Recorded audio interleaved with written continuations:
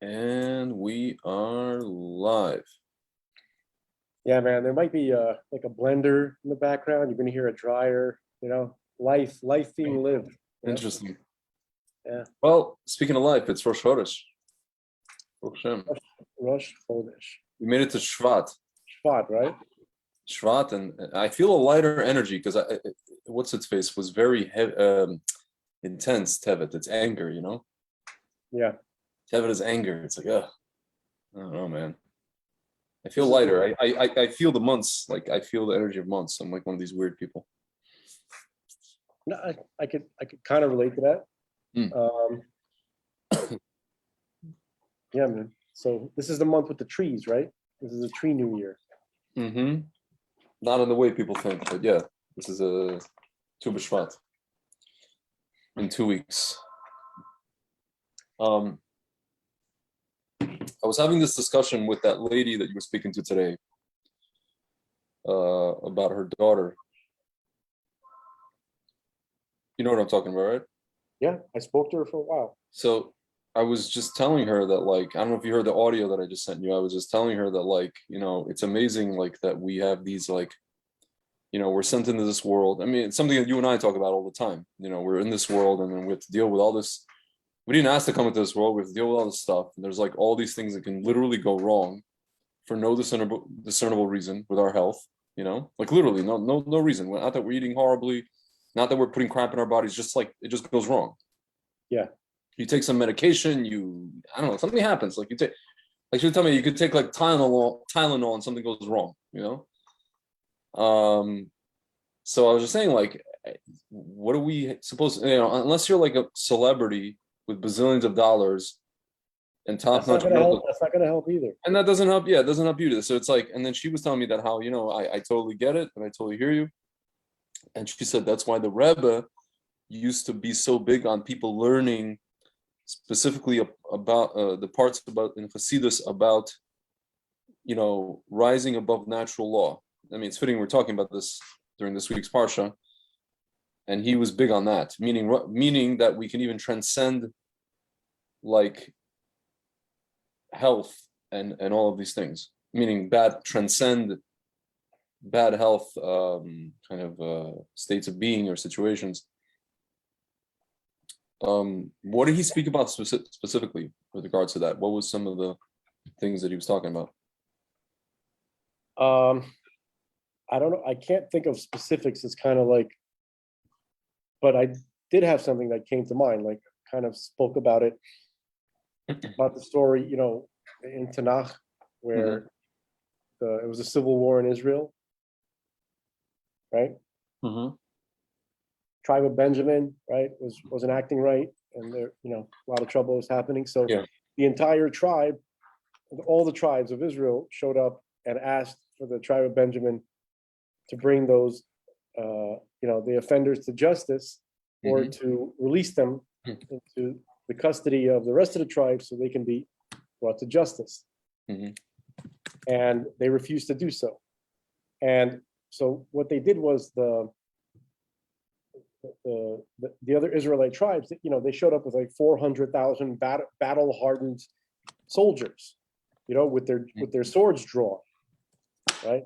And why did they do that? Because they felt that their superior numbers would just automatically overwhelm the Benjaminites, and it would scare them into obviously handing over, the offenders. But it didn't work. It didn't work against the Benjaminites, but it should have, right? 400,000 battle-hardened soldiers with their swords drawn show up in your little tiny area, and most people they go, okay, so we don't have a chance. 400,000. That's big. You know what I mean? Like, yeah. That's just the army. Anyway, so why didn't it work? Because God wanted to remind them what really wins battles. They were on the level of teva, of nature.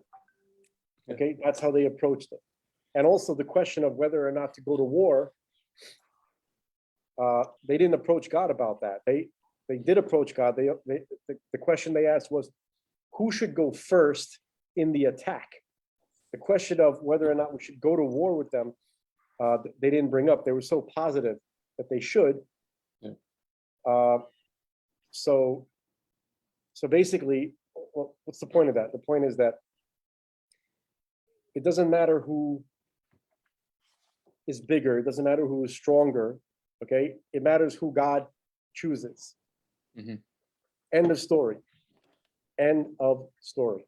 Okay, and that applies to Teva. In terms of health. Yeah. You can have a person who's totally healthy, takes care of themselves, Yeah. follows all the supposed rules, and then, like you said, so rising above nature. I can only imagine what the Rebbe must have been talking about is understanding that your connection to God automatically rises you above nature.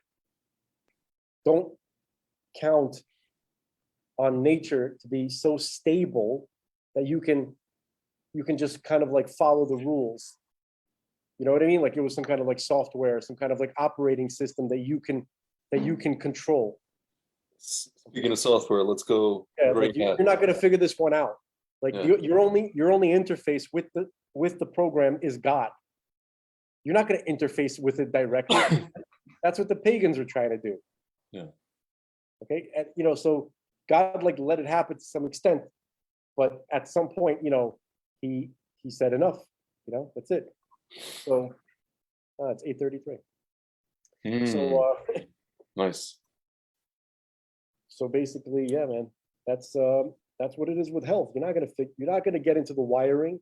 You're not gonna figure out why something went wrong unless you're like the Ari. Yeah. And that's only because God lets him know. Or you're the guys from Avatar, the guys who knew how to heal. It's funny that when I saw that movie, I was like, and I saw them. You saw the movie when they were healing. They had the power to heal, and I was like, yeah, I mean, this is what we're gonna acquire. You've seen that movie. It's basically like I remember I saw the movie. I don't recall it that well actually. They heal the guy at the end. I mean, he's a soldier, but he turned into the Avatar. Right. One of them, and then he was like injured or whatever. He was like killed basically, and they did Tchias. They healed him, and they did Tchias on him. Right, but it's not like they did it. They didn't do it. Yeah, they harnessed the power. They tapped into something greater than them. So that they tapped into the what is it? The home tree? What do they call it? I think there was two trees. There was a home tree and the here. It's kind of like similar to here the tree of souls. And then they had like the home. I think they had the home tree. So I guess that was the tree of life, and then it's either the tree of voices. So it's funny that there's different trees that they have, and it's very very similar. A lot of people were writing about how it's a lot of Kabbalistic concepts in that movie. Yeah. Yeah. So they healed this guy. And I feel like we should have the ability to do that. We should get to that point where we're able to do that. Well, all the rabbis in the Talmud were. I have to confirm this. I heard that not just the rabbis, but every person named in the Talmud, Jew or Gentile, had the power to raise the dead, or knew how to do it. Yeah. You ever heard that? That where is this? That every person named in the Gemara had the power and the knowledge to raise the dead, including like Roman. Yeah, like I mean, I know the Jewish ones, including the Rashayim. That's what I heard. Yeah, that's like the people who end up getting named in the Talmud were no ordinary people. Yeah, true. Even the Roman, all these, what's his name? No. Turnus Rufus, all these guys. Yeah. Oh, yeah. What's his name? No, Marcus Aurelius, Antoninus. Yeah, I mean, I think people probably we don't have the right idea of history. Mm-hmm. We have a certain view of history. It's very one-dimensional. And Yeah. I think there would be a lot of surprises Yeah. for us going back in time to what people were like, what their life was like. Mhm. Earlier in a previous conversation, I said that the ancient world sucked, right? It was awful, and it does, and it did, but not because they had it so bad and materially. Like in some ways, I think they enjoyed better health. I think they were stronger. They were more beautiful. In Yeah. terms of like physical vitality, I think that they were probably better off. But what sucked about the ancient world was the comfort with violence Yeah. and bloodshed. Yeah. I think I think we have I think we're better in that Yeah. sense, In that respect, yeah. in that respect. Yeah. But it's almost like I feel like as a result, we're kind of lulled to sleep in that respect because we as a result of that, we can't anymore imagine the extent of evil that still exists in the world. And you talk to people and you explain to them that like, hey, there's a bunch of guys today that want to kill not, I don't know. I mean, the guy 80 years ago wanted to kill 20 million people. He killed 6. Today they want to kill, I don't know, 7 billion, 7.5. They want to. And people can't even fathom that. They can't even fathom that there's somebody out there that wants that. And that not only wants that, is actually actively, as we speak, trying to carry that out. Or at least Like part of it out. they kind of remind me of the Bill Cosby stand-up from the 70s, Mhm. the famous one, the one where he's talking about his family, like the late 70s, possibly early 80s. We talked about it. He's wearing like a suit. I think it's like a Yeah. beige suit. There's like a red background that's kind of like shifting, like some kind of light, strange light show in the back. Yeah. And he's talking about one of his kids who is always trying to get the cookie. Yeah. And so they put the cookie jar like, high up in some cabinet or some high place. And then the kid goes into the kitchen and you hear like a whole bunch of noise and stuff like that.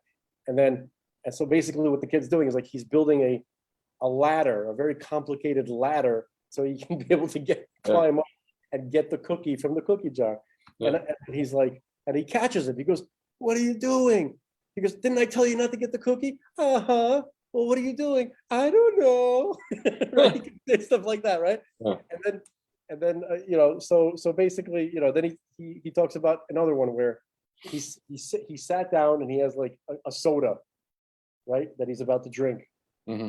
And then the kid comes up, he goes, and he starts like he wants to drink it. He goes, "Give me that! You can't have the soda. It's too much sugar and caffeine." Yeah. And he goes, "Okay, right?" And he goes, Mm-hmm. and then he puts it down, and then the kid immediately grabs it and starts drinking it. I said, "Give me that! Didn't I just tell you not to drink that?" Uh-huh. Well, why did you do it then? I don't know. That's what these people are. That's what they're doing. You understand? They're like, that's at the point where people don't understand that is how they're just doing it in your face now. And then immediately, when you say, "What are you doing? Didn't you do that?" I don't know. Isn't that Fauci? Smouchy? Can I tell you something? What you just played out is I guess the kosher version of Bernie Mac's 3 kids. His sister's kids, and one of them's the shepherd for the devil. Yeah, As you dude. tell the You little broke up. You broke up. homosexual kid. Yeah, can you hear?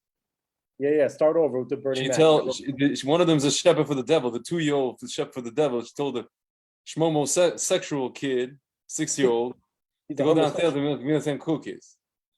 Look at cute. I feel like it's more the Bernie Mac one also, where it's like there's someone in the background telling people, telling Anderson Cooper to go downstairs and get some milk and cookies. Go get some. And then finally they're like, "I just go get the stuff myself." Him down there. No, him now. Yeah. Who's him? Like I ain't got no name. And we don't have no name. They treat us like we don't have no name. No identity, no name, no nothing. Who the hell is him? Like I ain't got no MF name. Him down there. Him downstairs. What is? Yeah. I think they killed him. I think they killed Bernie Mac also. It doesn't make sense for someone with that much money and that famous to die from pneumonia. Yeah, it's a little strange. You know what's funny? You know, remember he had that show, Yeah, the Bernie Mac show. the Bernie Mac show, right? Yeah, the last episode that I never really watched it that much. I kind of looked into it like here and there. Yeah. And the last episode that I saw was an episode all about him getting scared of getting germs. Like he didn't want, he didn't want to have kids over his house because his kids wanted to have a birthday party, and he was very nervous having kids because of their germs, right? And then the whole episode was about him being like all, you know, what's the word? How do you say briasgo? Yeah, like a germaphobe. Yeah, he was like, yeah, right. You know who's the biggest germaphobe? Larry David. He's a busy, obscene germaphobe. I could see that. He made a video right when the lockdown started. He's like, "See, I told you guys, and you know all this kind of stuff, and like I've been at this for years, and now I get to, you know, something like play out my antisocial, whatever it is, you know." Right now, he's the normal one. He's the only. I like that. There's an interview with him. I like how I think it was Brian Williams interviewed him. It was like on one of these like auditoriums, and he's like, "What's like he goes, he asked him something about like what's like the biggest topic that you cover?" And he goes, he's like, "Yeah." He's like dinner parties. It's like you just walk in. This I can actually relate to. He's like you walk in to an event, and it's death. It's just death. He's like, you got to make a conversation, and he's like, you got to. You grasp at straws. You don't know what to say. You're trying to think of the next thing, and you feel like if you don't come up with something, you know, somebody's gonna kill you. They're gonna like, you know, yeah. They're gonna execute you. And then he goes, at some point you just go, and then Jeff's like sitting there, and he's like, yeah, you actually at some point on my birthday or something like that, you told me like you came up to me and you said I have nothing more to contribute. I'm dead. I'm leaving. Okay, bye. I'm like, dude, that's what I feel like that. I feel like I go somewhere, and like I'm you know these like events with like 100 people, 50 people, whatever it is. You know, it's networking. Let's say it's networking event, and I go there, and like I meet the one person. It's usually a situation where I meet the one person I was meant to meet there, where there's like a business potential contact. There's somebody I needed to talk to, and everybody else I just find unappealing to even, you know, communicate with them or talk to them or meet them.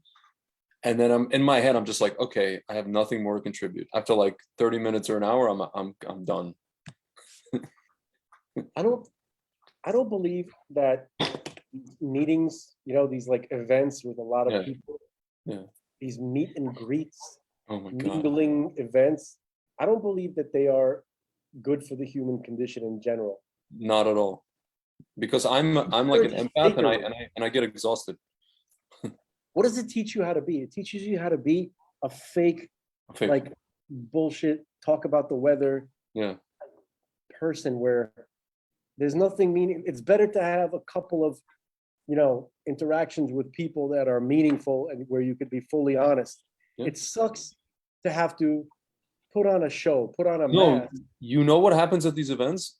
When you actually can take off the mask, if you're there for long enough, like let's say, you know, 30 minutes in, an hour in, 2 hours in, and everybody has had enough alcohol and or some other substance to where everybody finally loosens up. Yeah, but that's not the best way to you know, best state of mind to communicate in. And you just blast out of your mind saying stupid things.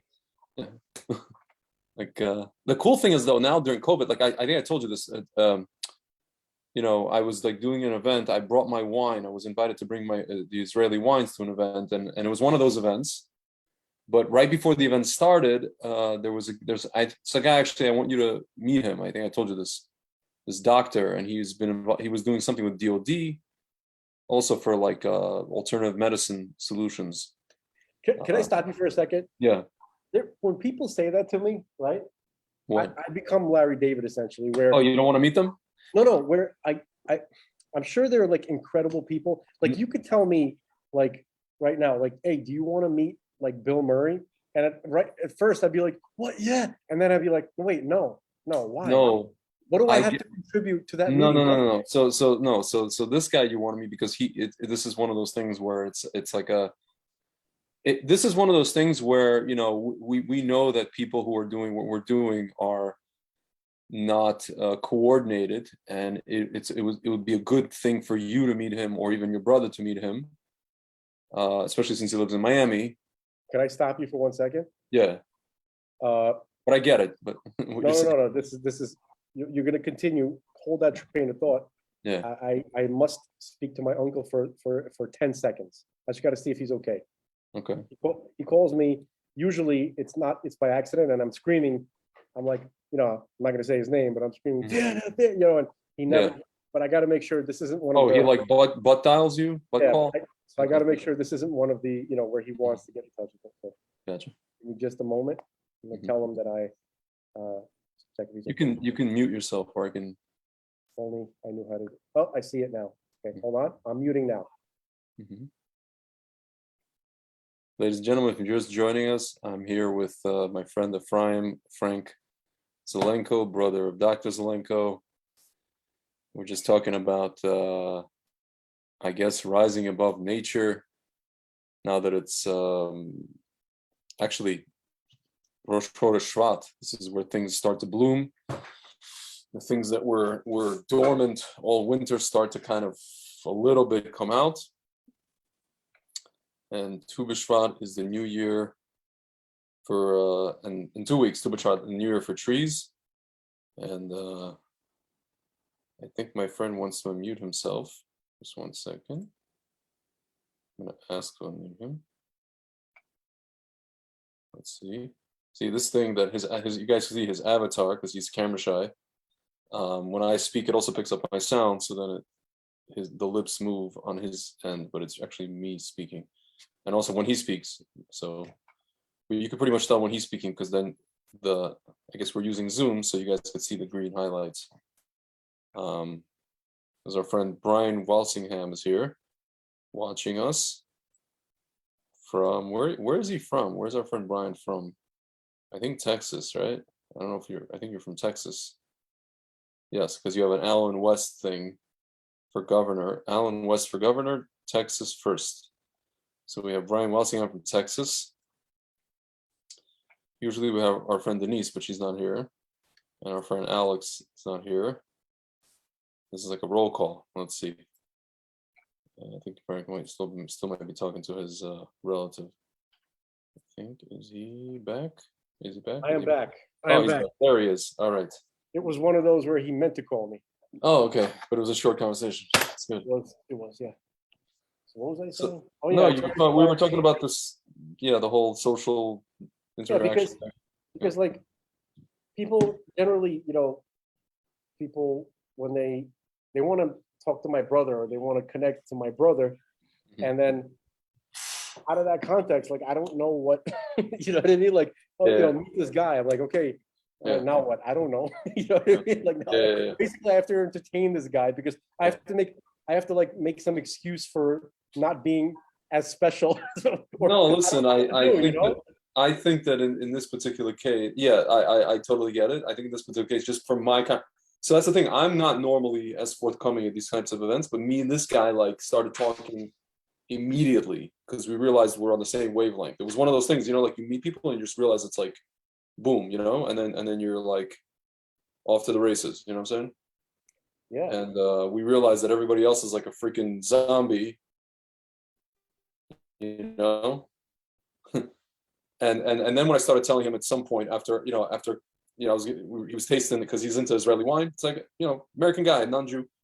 Yeah. And I started telling him about, the kind of this theory that's been floating around about why they're schmaxing the kids, about the whole thing of the Malach and all that kind of stuff. I got into that with him, and he just gave me a nod, like, "Yo." He just kind of like, there ain't many people that are talking like that, Yeah. There's not many people that can even fathom this. If this show makes it big, right? If we become like giant, then I'd be like, yeah, okay, I can, I'll meet with someone and be like, I guess we'll talk, we'll invite you on our show. I have something to contribute. You know what I mean? Like, I don't know what to talk to these people about. Yeah. I hear, listen, most people, there is nothing to talk about with them. I will fully concede that. And this is something before COVID, it's something that I felt, especially here in America, where people are like, it's funny, in Israel, people are more like, you meet them and they're just more like open, people are more open and people are like, hey, what's going on? Like introduced, they don't do this whole fake shtick in Israel, Israel, right? Yeah, I noticed and, that. and it's something that I got used to when I was living there. And when I came back here in 2013, after my first go around in Israel, and I was going to these events and I'm just like, what is wrong with people? I literally felt like I was like in some matrix. I was like, what the heck is going on with people? And then it would be such a relief. I would meet some person that I know, like that I know fairly well, at an event, and I would start talking to them. And even then it's like, they had to like, you talk to them for 5 minutes and they step away. And I'm just like, okay, now what? Like back to being weird, Because even in my former life, I used to go to clubs, not even to talk to people. I used to go to like listen to music and just be in my own realm. I never like hobnobbed with people. And if I did, I was just like, it was a thing that was like an attachment to the music. The music was the primary thing, not the hobnobbing. And if I did it, I was usually inebriated. So right. I mean, it's a weird place to want to like talk. It's not easy to talk at a club. The music is yeah. You're not there. You're there to kind of get lost in the music, and then hopefully any type of interaction you do have is going to be sexual with with the girl. Yeah, right? That's not in the place. Hopefully, yeah. In that category. I'm not saying you know what I'm saying. Yeah, no, but like even listen, Twilo had a phase on sound system to where I could stand next to a speaker and you and I can have a conversation like this and hear each other as if we're hearing each other, as if there's no noise, right? That's a very rare thing. And even then, you're not there to do that. You're there to listen to music. So like the first time I really started going anywhere where I'm forced to stand around and talk to people is I'm like 33 years old. Literally the first time I'm like on a consistent basis. And I'm just like, oh my God, like this is terrible. This is really bad. I've been meaning to ask you. Yeah. I want to see if you've ever experienced this situation. Mm-hmm. Throughout my life, even since I was a kid, I noticed people coming to me and asking me to help them with things that I have no way of helping them with. And I don't know why they think I can help them. I have similar things from time to time. Yeah. You know what I mean? Like there are people I noticed that people in my life, even some of my friends, they're like, oh, come on, you can do this. I'm like, what? I don't understand. Yeah. Am I a superhero with amnesia? Yeah. I don't know. Do I have a power that I'm not aware of? Like, can I add to that? It's usually, and by me, it's like these Nebuch cases. No. Find me. No, that happens a lot. But I'm talking about like people who are more powerful than me. Sure. Coming to me thinking that I can, you know what I mean? Like this is before COVID? Wait, no, this is my whole life. Wow. Like I have friends who, let's say, this is kind of like not exactly fitting into what I'm saying, but it's kind of like that. I have some rich friends, right? Mm-hmm. And they're like, they can't believe that I'm not rich. Yeah. You understand? I don't know why. I mean, I have the same thing. I don't have money. I cannot go to Aspen, and yeah. And they're looking at me with suspicion. They're like, you know why? Because we're all in this more, because here's the thing, like all of our kind of cohort group are all in the same I guess you could say. So it should only stand to reason that you should be as, like, let's say, affluent as them. You broke up again. Repeat. I said our group of, cohort, let's say, can you hear me? Yeah. I said we're all on the same intellectual level, so they think that it should only stand to reason that you should be as affluent as they are. Yeah, I mean, it's almost like they cannot really imagine how anybody functional and intelligent can't be as rich as they are. I don't know if that's the case. You know what I mean? Like, yeah. No, I get it. They're like, but you're so normal. Why? I always tell people. I always tell people shit happens, Pardon my language. And they're like suspicious. I have a friend who is absolutely positive that I don't want to associate with them. I was like, I cannot go. This is years ago. Like, Yeah. I can't go to some island in Colombia and just Yeah. drop everything at the. You understand, like you animals, and they don't believe. I cannot join you, Pablo. I cannot go to Pablo Escobar's secret hideout. Okay, man. Let me tell you something. Okay, I can't just drop. He's like, Hefe, I can't just drop everything and go to your plethora of islands. Okay. You do not even know what plethora means. I made you a sweater, Hefe. Made you a sweater. I don't get the references, but it's from Three Amigos. He's like, how old is Hefe today? 33. Yeah. He's 33. Yeah. I love it. Yeah. You know what made the most impression on me in that movie? No. It's like the bitter German who was, his innocence was destroyed when he realized that his favorite movie star was fake. Remember? You remember that character? The bitter. He was one of the Nazis, but he had a story. He was hurt by one of the Three Amigos because when he grew up watching the movies, he's like, wow, he was so inspired that he decided to learn how to quick draw, right?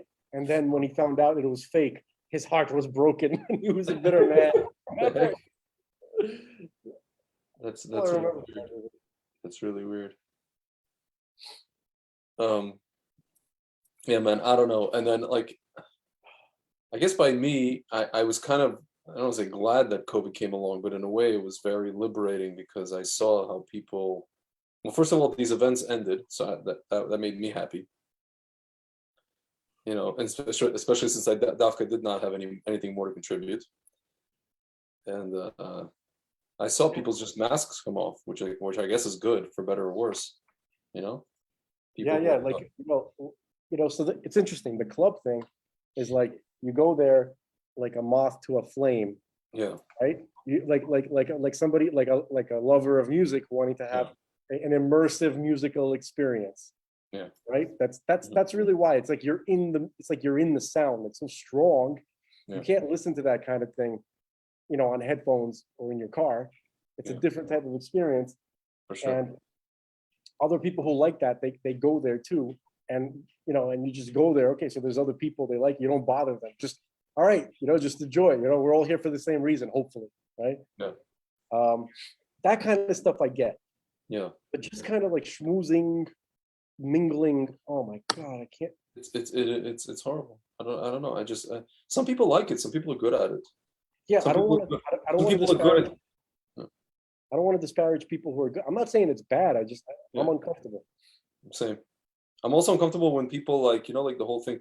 It's funny. I remember I used to have a friend who is good at that, and he tells me a couple of years ago. He's like, dude, you're so awkward at introductions. I'm like, thanks for the confidence boost, man.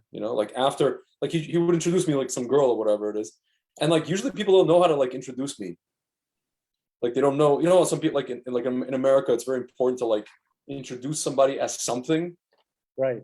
He does this. He is that. They don't know, and then they stumble because I'm just either a jack of all trades or I'm a jack of all nothing.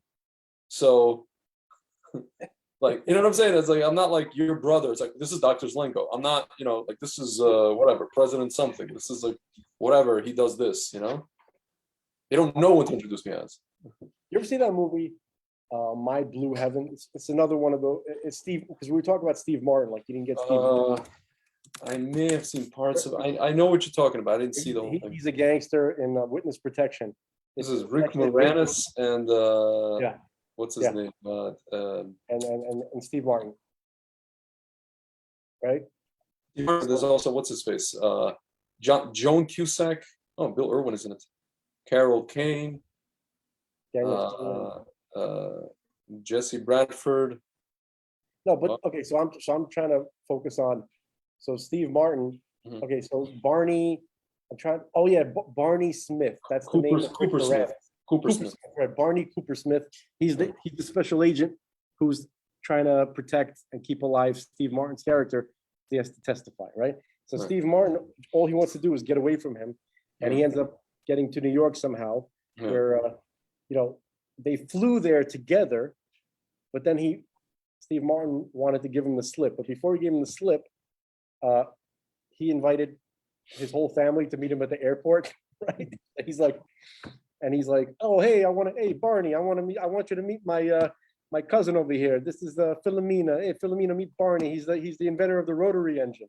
She's like, and she's like, I thought Winkler created it, like something like that. And he kept doing that. Yeah. He's like, oh, this is that's so me. They say they introduce me as somebody, and I'm like, no, I'm not. And then it's just so awkward. Yeah. So it's like if next time if I ever have to introduce you, I'll be like, this is my friend Greg. He invented Tic Tacs and certs. Dude, can I tell you something? I was speaking of this. I was watching. Oh my God, you're gonna love this. You know the guy I meant to send. I don't know if I did send this to you today. The guy who wrote the screenplay for the movie Kids. His name. He's a Jewish guy, actually. Did that movie not make you feel that? It's like that's the first time I really felt the true like dirtiness inside. Oh yeah, watching that movie, big time. Which is odd because that movie is exactly like real life, like real life. It was part of like our lives. I mean, more we knew people like this, and exactly that's everybody. Yeah. I had a version of everybody in that movie except without AIDS. Yeah. I even saw like my couple of, I'm going to say my friends, but whatever, like kids that I knew, beating up a kid with a skateboard. I saw that. That was it wasn't in Washington Square Park or where this was in Kelly Park, next to Cunningham Junior High School. I know. Anyway. By the way, so there's a video of on YouTube. Harmony Korine, the guy who wrote, he's a Jewish. His father's a Persian Jew, actually. He's from California. The guy who wrote the movie Kids, the screenplay, he went on Letterman 3 times, and he goes on Letterman, and it says, this is why Harmony Korine was banned for life from Letterman. He goes on Letterman, and Letterman asks him questions, normal people, right? Or people who want to like kind of kowtow to Hollywood's kind of, I guess you could say, protocol when you go on one of these shows. Oh, this is one of the guys that was banned from Letterman because he was weird, like that guy. Yeah. So the guy, you could tell he basically starts trolling Letterman, but he's not actually even trolling Letterman because I think he likes Letterman. He's trolling the whole process. He even tries to say in the middle of like the questions, he goes something along the lines of, he's like, in my movies, I believe there should be a beginning, middle, and an end, just not necessarily in that order. He's like, he goes, I'm a fan of, I love to tell a story. I just don't like plots. I don't like telling plots. Yeah. So the whole time he's like giving these absurd answers. He's like, this is like 1995. He's being interviewed in 96. He's like, I used to be friends with Snoop Dogg a long time ago. And he just like starts telling some absurd story that obviously is not true. And he just like does this for like all 3 appearances that he's made on Letterman. Oh, okay. So he actually made 3 appearances. That's not the guy. 3 appearances, and every appearance, he looks like he's trolling Letterman. He's not actually trolling Letterman. What he's trolling is this typical, what's called plug process when a star or a director goes on one of these shows, and then they play the clip, and then they ask him about, tell us about the clip, and tell us about the movie. Like, I know that actually because I saw an interview with him. He was being interviewed by some like film guy, and he's really having a deep conversation about, his creative process and film and all this kind of stuff. And I realized like this guy wants to have that conversation with everybody. He doesn't want to have the plug the movie conversation. So what does he do? People like him do. Dude, that's Norm Macdonald, by the way, too. Yeah. He ignores all questions. Yeah. He will outright just ignore.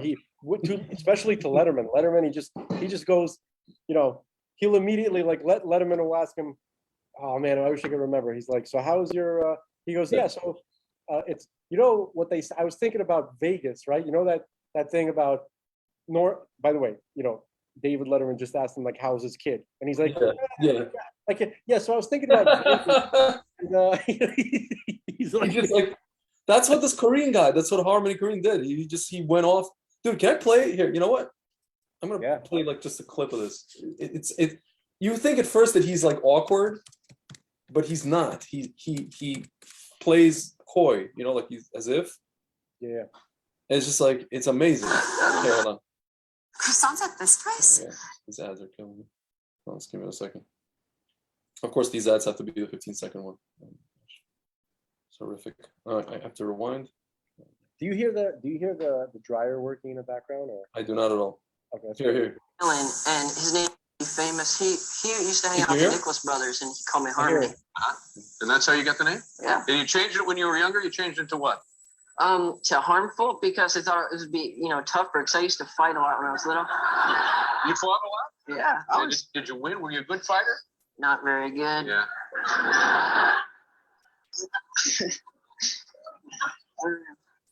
I mean, You just enjoyed it. Yeah, but once I took this kid sailing, and his name was Barfunk, and I capsized the sailboat, and he almost drowned. Wow.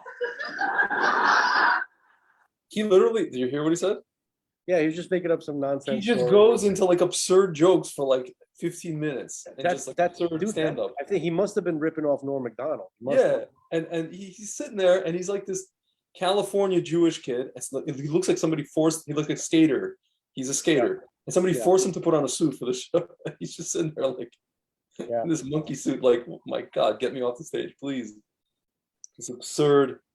He's like probably thinking, that's not why I made this movie. Like, dear Lord, like. He would like Norm Macdonald, he would tell like a story like this. He'd be like, yeah, so I went to visit my uncle Basil in Monktown, Maine. And yeah, so and he's getting old, my uncle Basil. He's getting older now, So I came visit him. I said, hey Basil, how you doing? He goes, eh? He goes, I said, how you doing? He goes, oh, hey. He goes, yeah, so I'm taking this new medication for my memory. He goes, yeah, well, what's it called? He goes, oh, what is the name of that? What is that name? You know what I'm thinking? It's like it's red.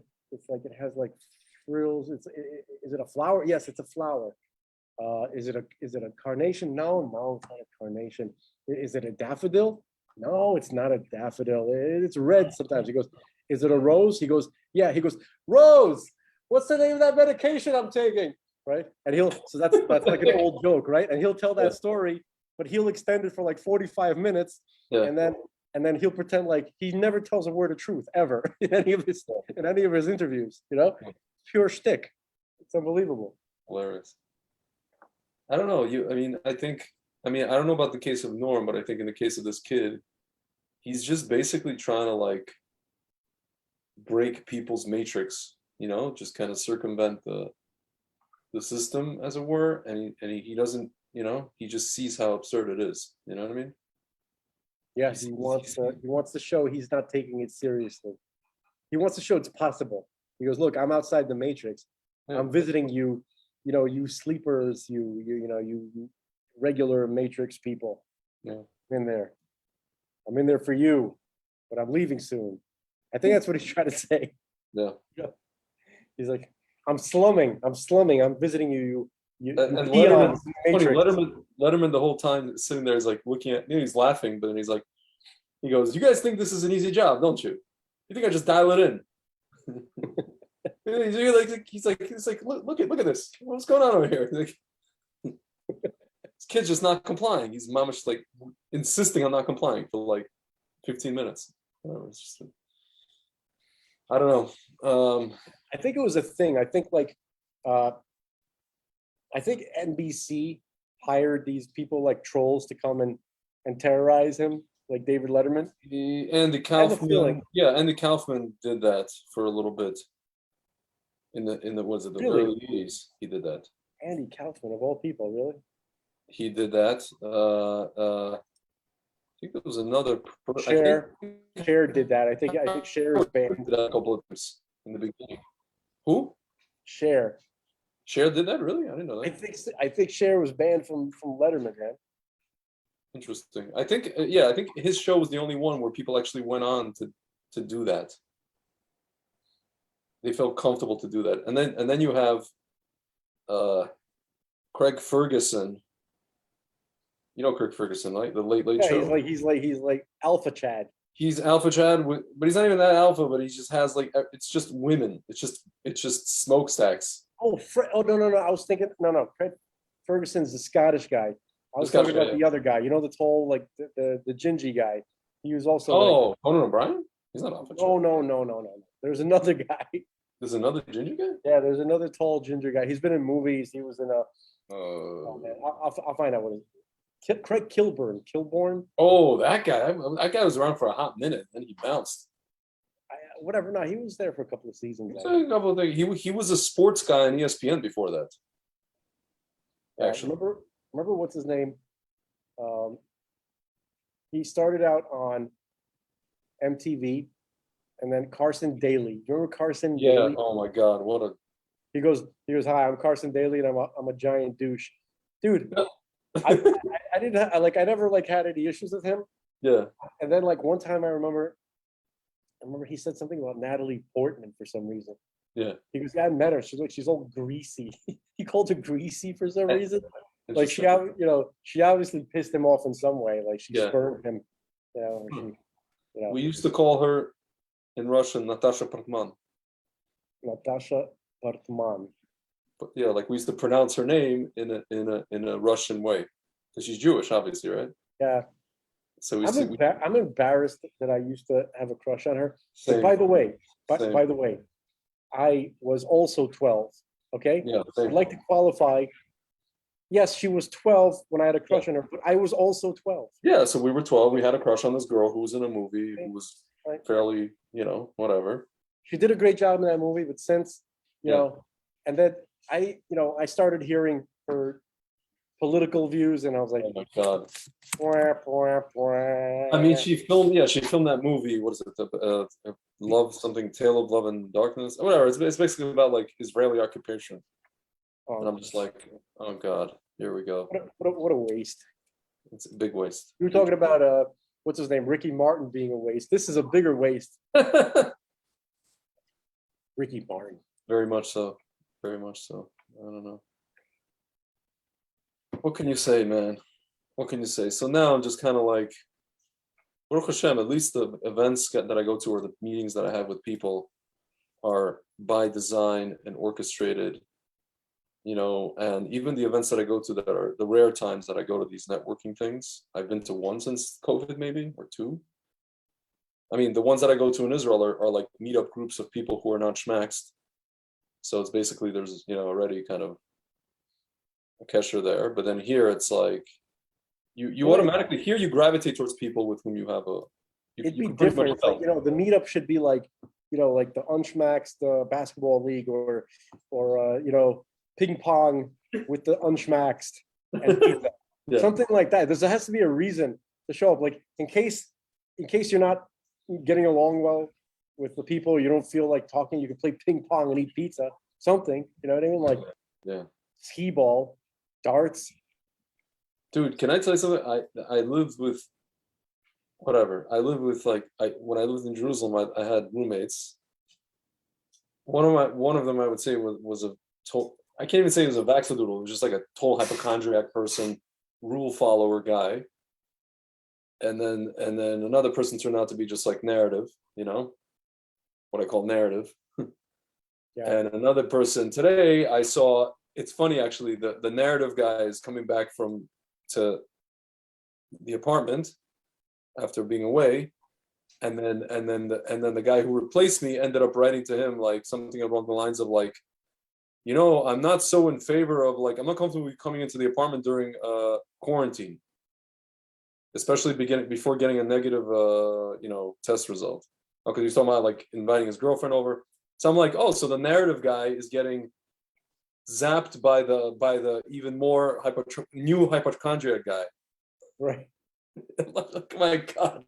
And I'm just sitting there like, Hashem, I'm not in that apartment. Oh my God, dear Lord. It was just like, I couldn't, there's something about men. This guy went to the army, the guy who was like the hypochondriac guy.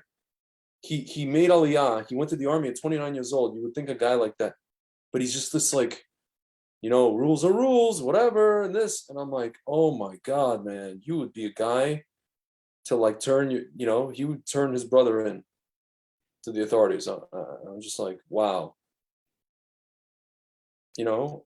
It's just Yeah. there's nothing more like just disheartening.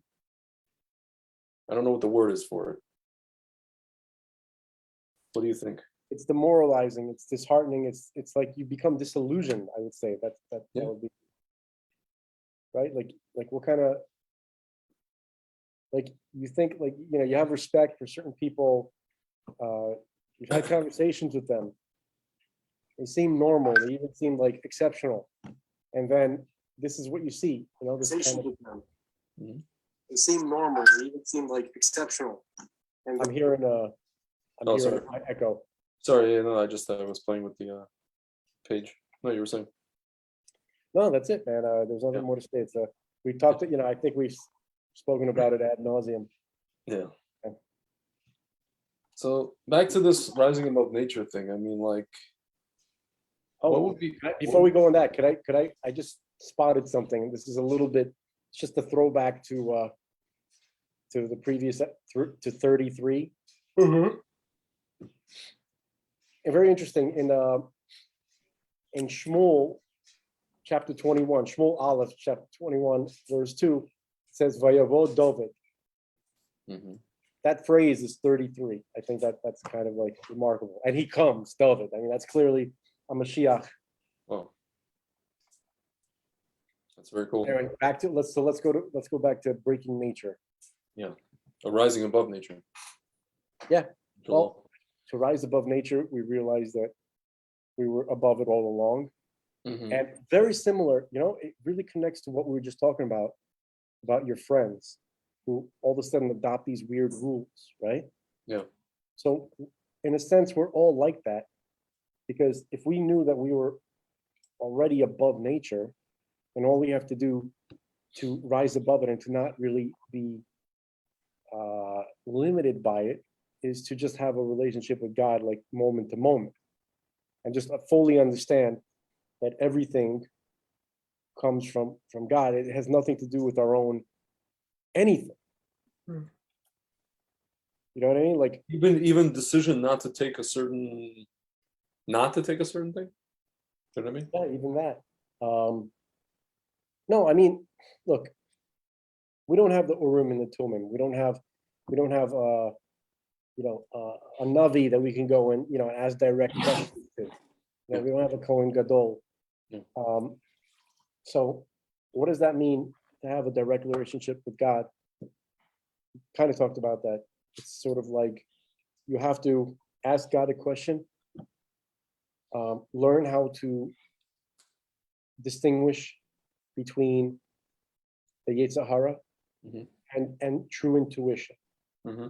Because once you can push away, you can filter out the Yetzer Hara, you can actually hear your intuition. That's God communicating with you. But you have to learn how to distinguish. Yeah. There's ways, there are methods. Okay, like for instance, rushing into an important decision God is never going to tell you to do that. Yeah. Never. Okay. Injecting something into your body where it's not clear what's in there because people are telling you to do that. Yeah. God would not want you to do that. Okay. Mm-hmm. So people have to trust their own intuition. And most people don't hear their own intuition. And even those that do, don't always trust it, or most of the time don't trust it. And then they always regret it. I'm one of those people. Yeah. Every time I went against my own intuition, I always regret it. Yep. Regret it. Even when it seems like it's the responsible thing to do, right? Where you make an excuse for yourself, like I can't trust myself all the time. I have to counsel with people, don't I? Yeah. Not only that, even when it seems like, meaning even when someone else did the thing and it worked out for them. Yeah. Or it didn't pan out, at least was not a disaster, let's say. Let's put it that way. Yeah.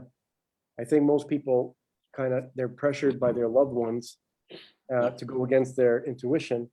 And they do that because then they could say, well, if something happens to me, at least I could blame them. Yeah, but the thing is, you can't. No, but that's what people think. You never can. You say, why didn't you? And you, why did you tell me this? I didn't. And then they say, ultimately, it was your decision. Nobody put a gun to your head. I was only like yelling at you for 5 hours, but nobody put a gun to your head. Yeah. Flip you, man. Exactly. Like, Ugh. in the end, it's like it's not my fault. You're so stupid and weak that you listen to me yelling at you and badgering you. Yeah. Dude, do you know So how? they say, I didn't say that. I said da da da da da da da, and then you interpreted it as da da da da da.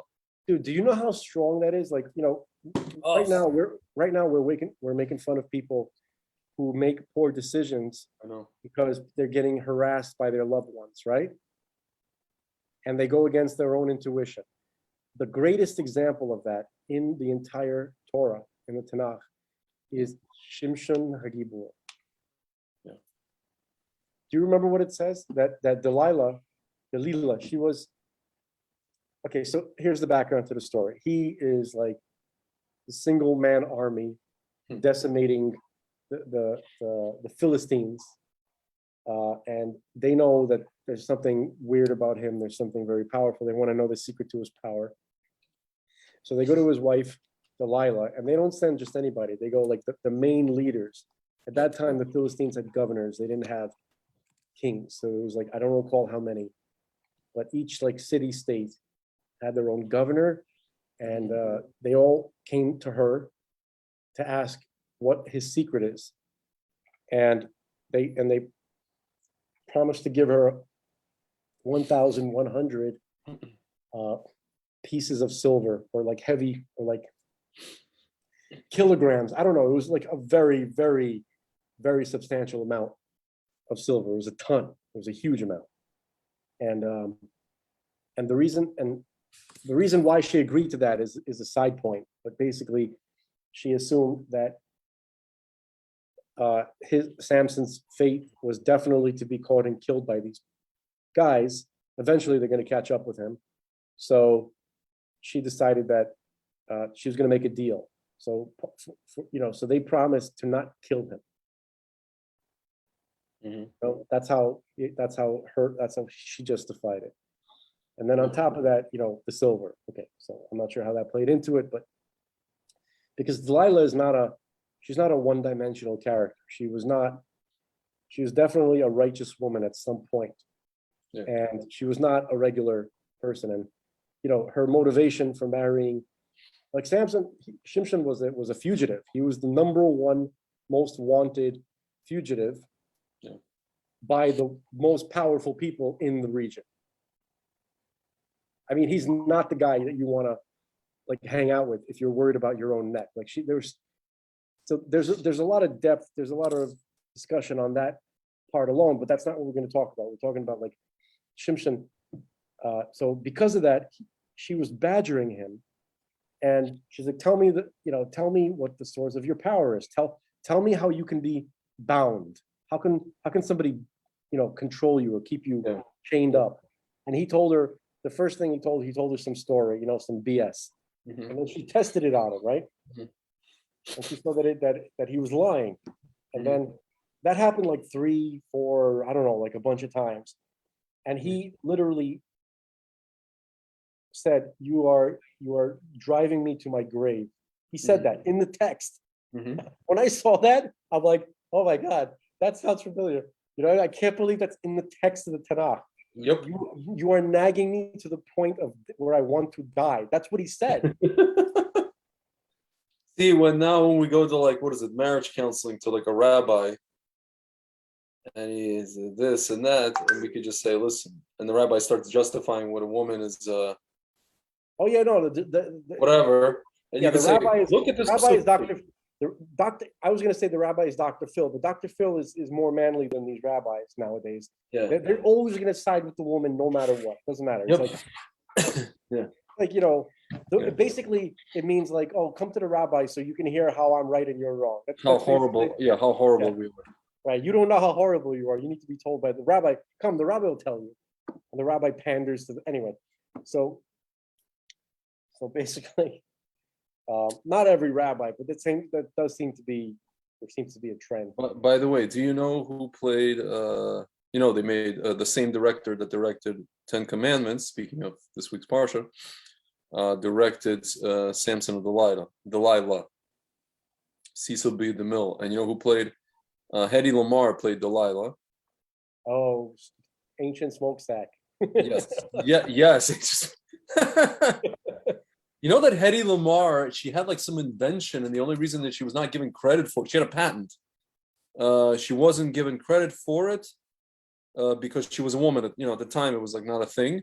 Yeah, she beginning World War II, she and composer George Antheil developed a radio guidance system for Allied torpedoes that used spread spectrum and frequency hopping technology to defeat the threat of jamming by Axis powers. Although U.S. Navy did not adopt the tech until the 60s, the principles of the work are incorporated into Bluetooth and GPS tech and are similar to methods used in legacy versions of CDMA and Wi-Fi. This work led to what?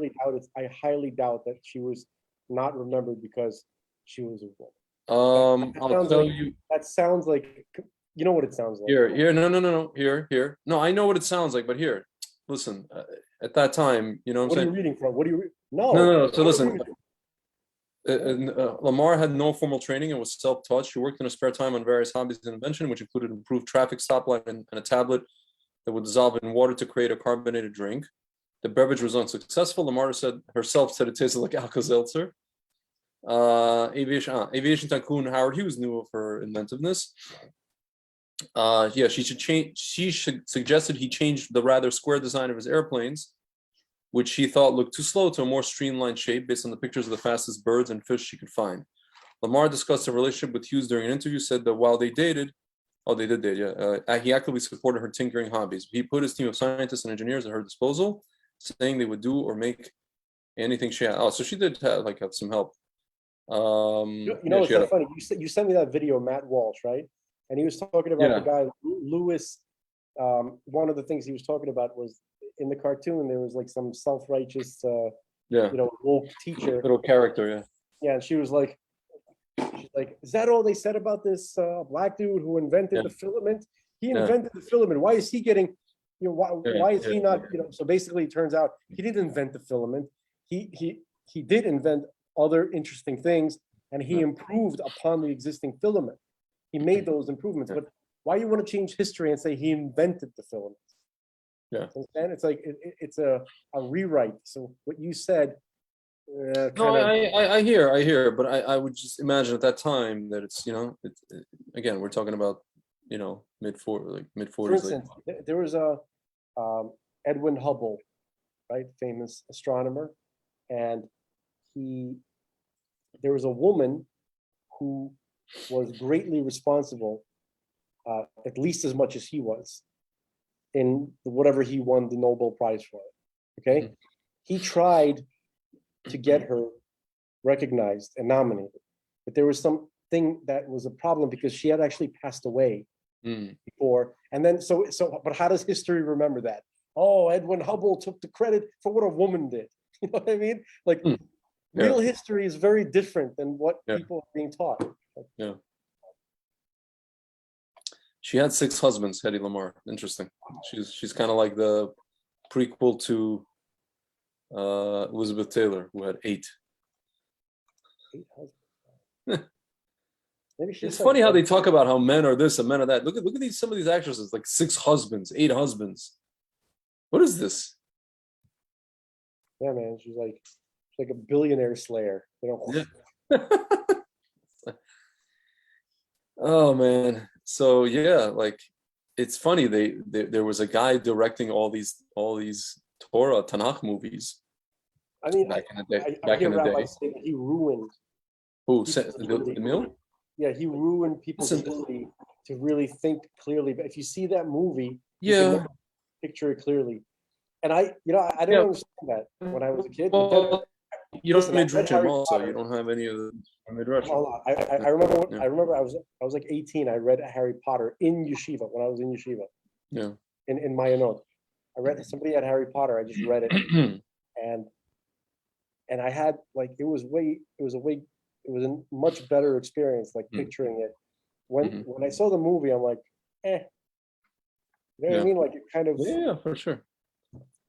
Listen, I have you seen Noah with what's his face? The guy from Gladiator. Yeah, yeah, yeah. It made me side with Ham. You know what I mean? I felt bad Yeah. for Ham in that movie. Like he was wrong, bro. Like what the Yeah. hell? He's Yeah. the only one that's not allowed to have a girlfriend. Like what the? Like Yeah. what are they expected to do? You know what I mean? Well, Like now they're making up for it. You know what I'm saying? they wronged him, man.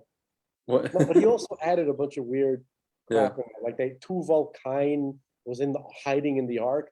They It's took very weird. the Og Yeah. midrash and they replaced them with Tuval Cain, but Yeah. instead of hanging on the side of the boat, they Yeah. placed them somewhere in whatever. And then you had the rocks, those guys who were Yeah, helping them, the rock giants became rock giants, and then you had like some other, I don't know, Metushela. that part was kind of the rock giants thing. I don't know if the angels, when they were banished to earth, punished for what they did Yeah. with the daughters of Cain, you know, Yeah. in Horatius Genesis chapter 6, Yeah. right? And the sons of God, B'nai Elohim, Yeah. they came down and they saw the daughters of man, which Yeah. were the daughters of Cain, but they were beautiful, and they took of them whomever they wished, right? Yeah. Yeah. So those were on a certain level, those were the angels, the B'nai Yeah. Elohim. Rashi and other commentators say they were just the sons of the nobles, but that's not Yeah. a contradiction. Yeah. At that time, there was no like veil between angels and people and Yeah. creatures and spirits. All of that was in one sphere. That's why when you see these movies that show like like aliens or different realms or whatever it is, or like like Star Wars, That's what it was like. he walks into a bar and he sees all these different species of That's beings, right. and Right. nobody bats an eye. Okay, whoop de do. Like the guys. Yeah, it's like okay. Remember? Yeah, exactly.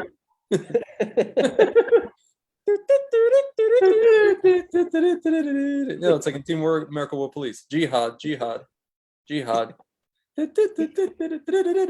Jihad, jihad. Does anybody know of any terrorist attacks coming up soon? And it gets quiet. Yeah. Moss Isley, never been a more disgusting hive of scum and villainy. That's what Obi-Wan said. Never has there ever been a more disgusting hive of scum and villainy. Anyway, so yeah, so that's kind of what, if you go back in history, you can sound crazy saying this, right? Yeah. That's actually what it was like. Yeah. Remember when I said that, people would go back in history, they would be surprised as to what they would, what regular life was like. Anyway. Yeah.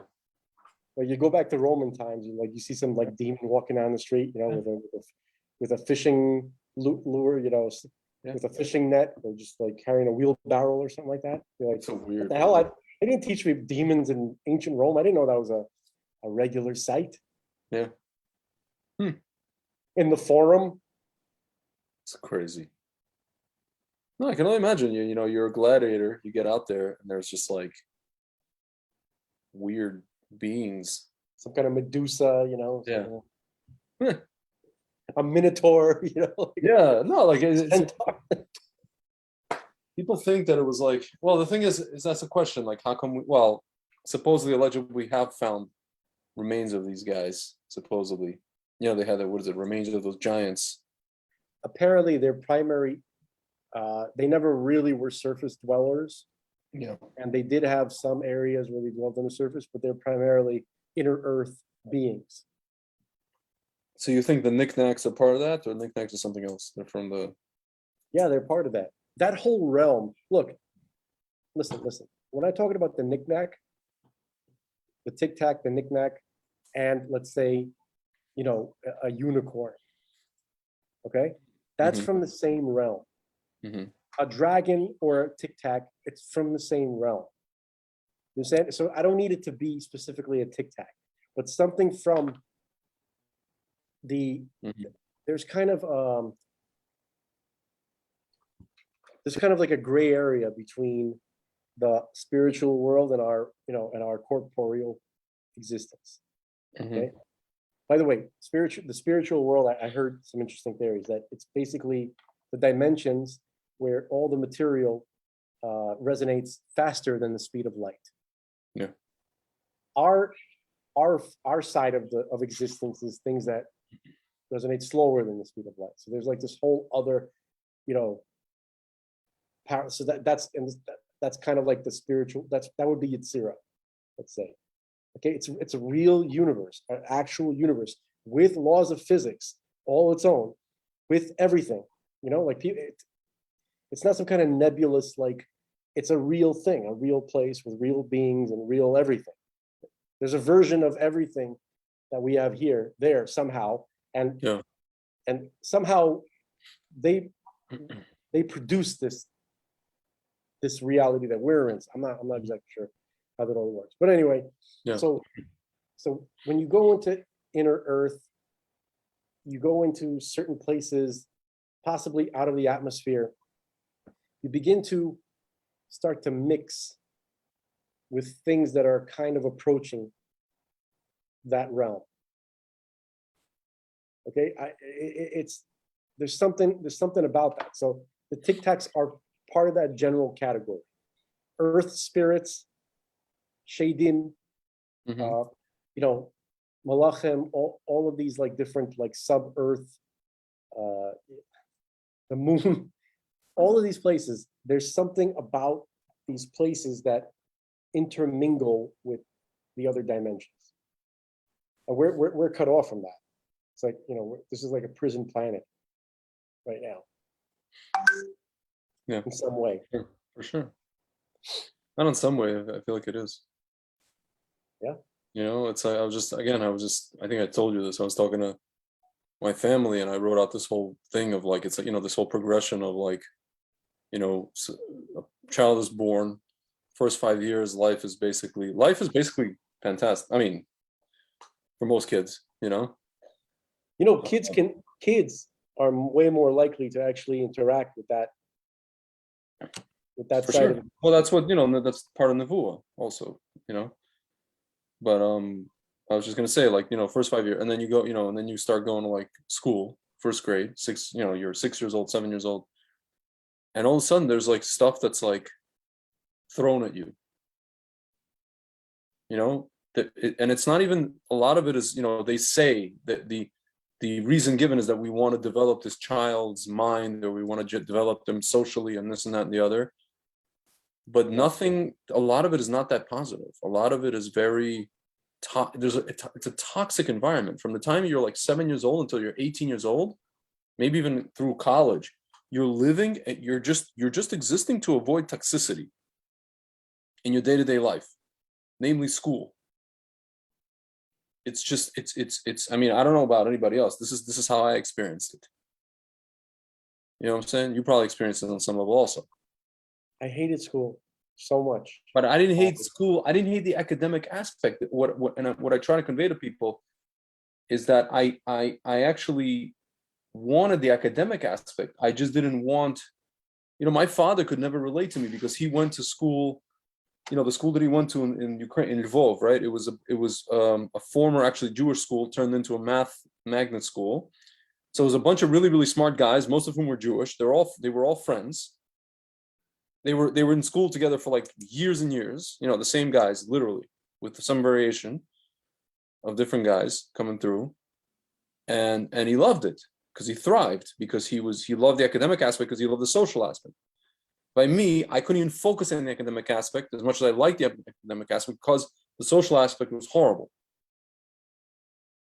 Like, I didn't even want to physically be in the building. I was like, you know what? I kept telling, I remember talking to my parents, I was like, I want to learn all this stuff. I just don't want to learn it in that building. Let me learn it independently. I don't know. At the time, there was no internet. You know, the internet just came out. That's exactly what I hated about school. Exactly what you just described. Yeah. You know, when I went to yeshiva around the 10th grade, I was before I went, I was excited that yeshiva would be this like, you know, academy where I can finally use my intellect, and, you know, it was not. BS. BS. You know what I mean? Like some parts of the Torah learning, you know, before the English studies were okay. You know, it was not at all what I had thought. Yeah. And you could say, you know, well, school is designed to be that way because it's preparing you for the world, but the world is like that because of the schools. Yeah, It's so just it's the world is just a continuation of the schools right. No, I mean, I think with money. I think that it's the Sitra Achra system that we talked about before, where the Sitra Achra needs you to it needs your mind as limited as possible. It needs your thoughts, your creativity stifled, closed off. It needs you to be scared to dream, to think, to be able to think freely and creatively, to kind of like be able to kind of exist in your own reverie, you know, your mental reverie, and kind of be aware of these kind of things. Can I tell? And even if you're aware of it, it teaches you to dismiss it. Yeah. Because you can't really do anything. Yeah, you can't apply it. They're like, oh, this is nice, but what are you going to do with that? I'm like, I don't know. But if I was on a different planet, I would do something with it. Not on this planet. Right. So basically, the Setra Achra confines your mind and keeps you confined mentally in some kind of like busy work crap, right? Throughout the course of the day. So there's going to be a point where you can't take it anymore. There's a point during the day when you can't take it anymore, where you're tired, you're upset, and your mind is begging to be somehow released in some kind of, I don't know, some kind of right brain flow, some kind of creativity, right? Mm-hmm. Something. And so that's a vulnerable state because whatever you decide to hook into, now it's gonna just take off in that direction. It's very difficult to change directions. So when people, what do people choose to do? Most of the time, it's not good. What do they choose to engage their mind in? Most of the time, it's not good. It's the things that are easiest to escape into. Yeah. Entertainment of various types. And it's the entertainment that leads to you're too tired to learn or to enrich your mind in some way. You just want to turn on the TV, right? And and worse, you could end up just kind of getting lost into some kind of like show, like some kind of, your whole life now becomes finishing X-Files or Stranger Things, or even worse, you turn to porn. Yeah. So I think, and I believe that's the point of the Sitra Achra. It's to stifle your mind and most of the day, and then give it a little bit of a little room to squeeze through at some point in the day when you're too tired to think straight. And that's a carefully crafted system. For sure. I mean, it's something that came out of the out of the Industrial Revolution. It's funny because Gary Vee talks about how it's created to it's made to produce employees and not entrepreneurs, and I would say that's a simple view of it. It's made to produce people who are just compliers. They comply, ultimately. Even if you know something is wrong. The school system was specifically crafted to create mediocre intellects. Yeah. It's not to cultivate the human. Every human being has something tremendous that they have a potential, but so the point of school and system is to stifle that, to make sure it never comes out. What was I going to say? I forgot. I don't know if I ever told you this. Like, I remember there was a moment because I was always in advanced math, right? So I remember it was like, this is like advanced calculus, AB Calc, senior of high school, and whatever. I was just one of these guys. I didn't feel the need to, sit there and like remember formulas, right? So I wasn't like the A students class, and people, like some of these my friends knew that, people in the class knew that. I remember there was like one assignment that we got. It was like one of these extra credit things where I think it had something to do with like irregular, you had to find the volume of an irregular shape and using integrals or some kind of thing, whatever it is. And out of 30 people in the class, I was one of 5 who figured it out. Oh, it had to do with integrals, and then a combination of, you know, when you, I don't know if you ever learned about this, you know, the infinity representation of infinity. But representation of infinity, how do you use that in a calculation? It's either, you know, 0.0000, you know, like a lot of zeros and a 1. Okay. Or 1 with a ton of zeros after it. You know, it can't be infinity because we don't know what that is, right? We can't plug that into a calculator. So I just remember, like, most of the class didn't understand that concept.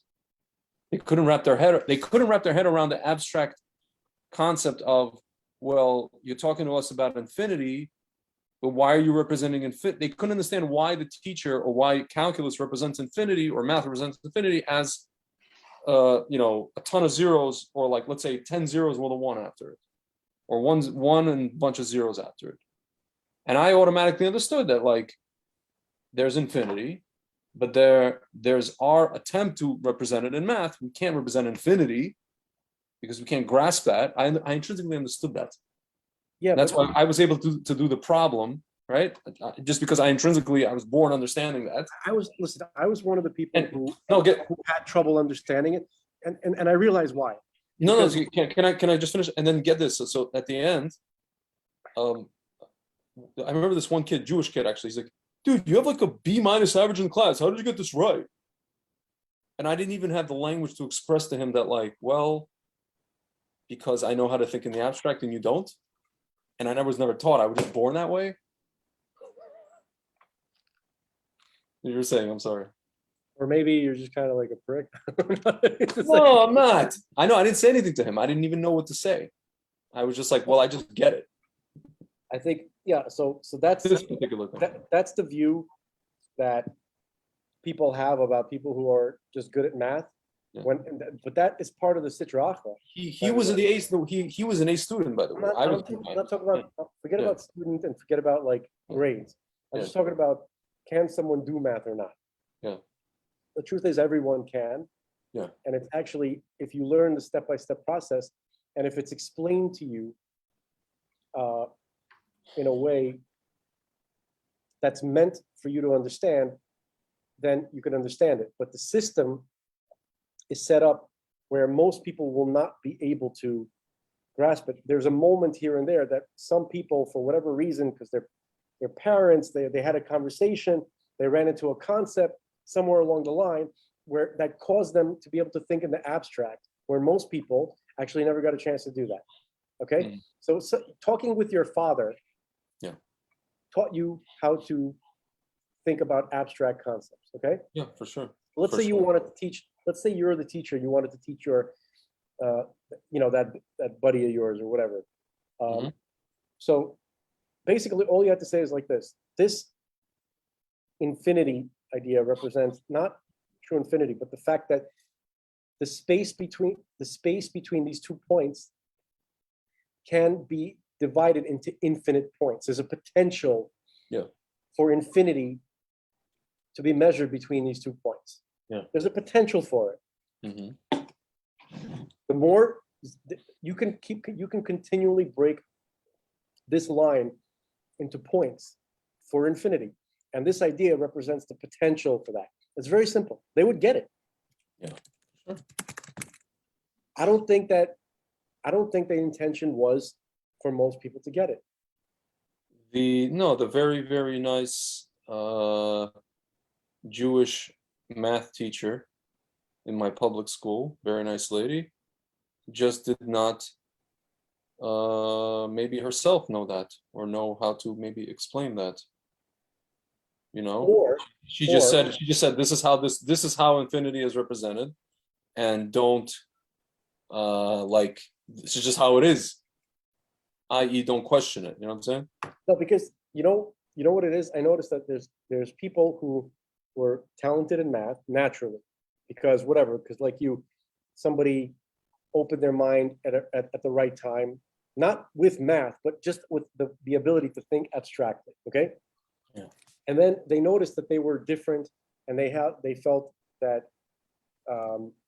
they had an upper hand in some way through life over their their fellow students, and they wanted to maintain it.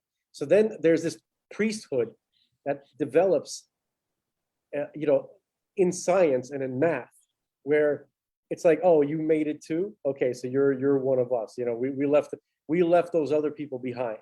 Okay, so you start to think that there's something special about you, when in reality that is not true. You were given a perspective that other people didn't have the opportunity to. If they had that ability, if they had that opportunity, there's a very strong chance that you have many more people who could do high math.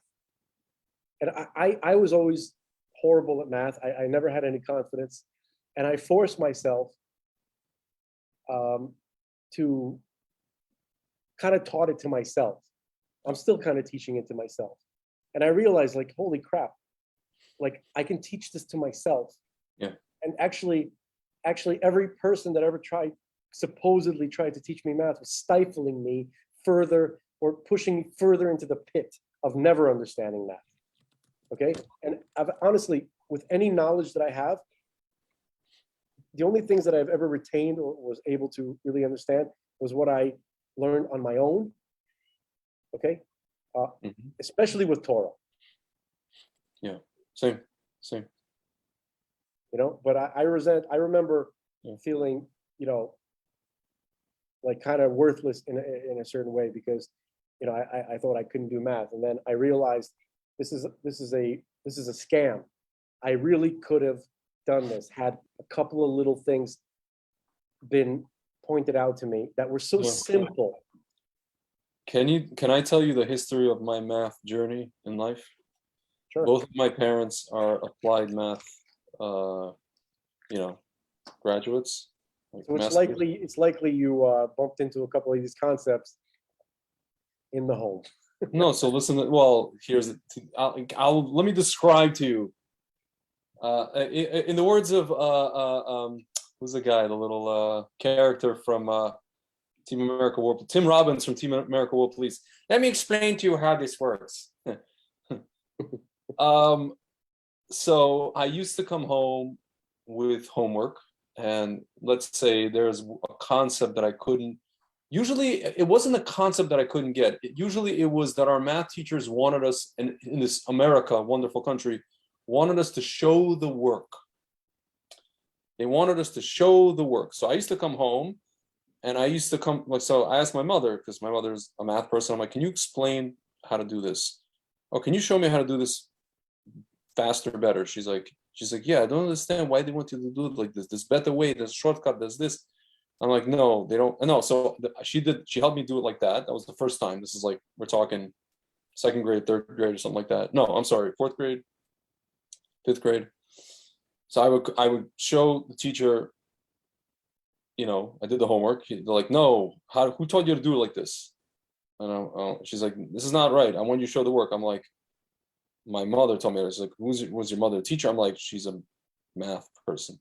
So every year from when I can remember to basically the end of high school, my mother went to war with the math teacher. Like Rome Total War. Remember that game? Yeah. Rome Total War with phalanxes. And she would come in, you're going to tell me how to do this? I remember there was one person that could rival my mother. It was this very, very nice, but very tough Persian Jewish lady. This was in junior year. I was in trigonometry, advanced trig. This Persian Jewish, and she's like, but I taught him how to do, very nice boy. I taught him how to do it like this. And you have to, I know this way too, because I learned it here. I know what you're trying to do, but I want to do this because I want this, the reason for this. They went at it. They just went at it. And then I'm just like, I realize I'm like, yeah, they have a protocol. My mother showed me how to use my mind, and these people show protocol. Yeah, they're trying to I understand the protocol. This is why I hated math. Yeah, I didn't hate math. I hated the process of what the way they were trying to make me do the damn math, which actually screwed me up or at least my mind, not other kids maybe, but it screwed me up for for the SATs and all these other things, AP exams, because it was just like it made me not want to do any of this stuff because there was a certain way they know what it's like what you're describing? Oh, Imagine you want to join the track team because you're really fast, right? yeah, And then so the coach, he says, all right, so let's see you run this, right? And right away you beat the school record, right? hmm So instead of saying, oh man, cool, we'll keep doing whatever you're doing, it's working for you. Yeah. He's like, no, your technique is off. Here's what Yeah. you have to do. And then when you do his technique, then you can't run as fast as you did. you can't even you when you do this technique, you end up falling on your ass and crawling. Yeah. That's Well, what happens. And then you say, well, why can't, like, I've been trying your technique and it doesn't seem to be working. Well, you're not doing it right and you got to practice more. So and then after a while, you're wondering, is this guy trying to stifle me? Yeah. Yeah. And the answer is, They're clipping my wings. so the answer is yes. But in reality, I mean, that's the metaphor. But in reality, I don't think the teachers are conscious of that entirely. I just They're think not that, conscious of it. this is a very carefully crafted system by higher intelligences. Yeah. Okay, we talk about them. Listen, if you are a believer in Torah, if you believe what the Torah says, Mhm. Torah says we have it's written in the text, and also we receive in our tradition that there are higher intelligences, that there's like a hierarchy in terms of how this world functions. Okay, and they're involved greatly in everything. Okay, so especially the structure of society. Okay, and so somehow this situation that we're in is similar to the Tower of Babel. Because remember, they achieved tremendous things, right? That generation. Mhm. They found the technology. They built a city. They built a tower. Actually, some say they built many cities and many towers. Okay, that why? What was that for? It said. So, and then what happened? It said that they confused their minds and they couldn't understand each other anymore, right? What is that? God sent the angels to stifle them. So in that case, it was for a good reason, because they were trying to do something bad, right? Yeah. Okay, so who's to say it's still not happening? Yeah. Like, who's to say that was a one-time event? Who's to say that that's not the case since that time? That there is this system in the world that is meant to kind of keep us down, perhaps until a time when we're not going to immediately do something evil, when our minds are released from their chains, and where we can actually, use our real powers. You know what I mean? Like the handicap is removed from us. Yeah. And then we can use it. It's hard to know. Sometimes I wonder, maybe it's an excuse and this, because other kids also were in that system, but they thrived and whatever, or they just kind of got over it and, they sucked it up and they did what they had to do. There's no. But like that's bullshit. But I know it is. I couldn't. I know it's bullshit. I couldn't. Because there's always a balance. Okay? The kid who's good at math is seriously lacking in other ways. The kid who's good in other ways is seriously lacking. There's always. But that's not what I mean. I mean, like, there were kids in my class who also felt the same way as I did, but they still did what they had to do. They had the fortitude to do what you have to do, so to speak. So the fortitude. And I didn't. Okay, so here's what fortitude is. Okay? Accepting mediocrity. Okay? It's kind of like taking the vax. Why didn't some people take the vax? Why did some people take the vax? Because they're like, all right, we got to get on with life. I got to get to work. I got to take the vax. Yeah. It's similar. It's connected. Yeah. these two notions, because they decided that, okay, I'm gonna let them rape my mind Yeah. with this stifling nonsense when I can do these math problems in my head, and automatically Yeah. they want me to use this cumbersome technique, Yeah. to show my work when I'm Yeah. already light years ahead of that. So I'm just Yeah. going to do that, and I'm going to keep making that decision to do that. And Right. each step along the way, my mind gets further and further imprisoned. So that's why you couldn't. Now, this is something that you couldn't articulate when you were a kid, but For sure. that was holding you back from making that decision. And I have my own version of that too. Listen, but you could say I knew people that, just knew that this system, they themselves knew that the system is, I know a person who actually is a applied math professor in universities. And at that time, he also knew that the system was flawed, but he was like, let me just get through this. And then so I can get to university. And then there I will, so to speak, spread No, my wings. it doesn't work like that. He was willing to eat the crap, It's kind of like when you have your business, you're willing to No, eat but every time you eat the SHIT crap, to get to the, no, but every time you eat the crap, you poison yourself a little. The crap does not. You can't just expel the crap. You eat it during the day, and then you could vomit it up at night. That's not going to happen. I don't know. That's what happens. See, when people make that decision, they get momentary success.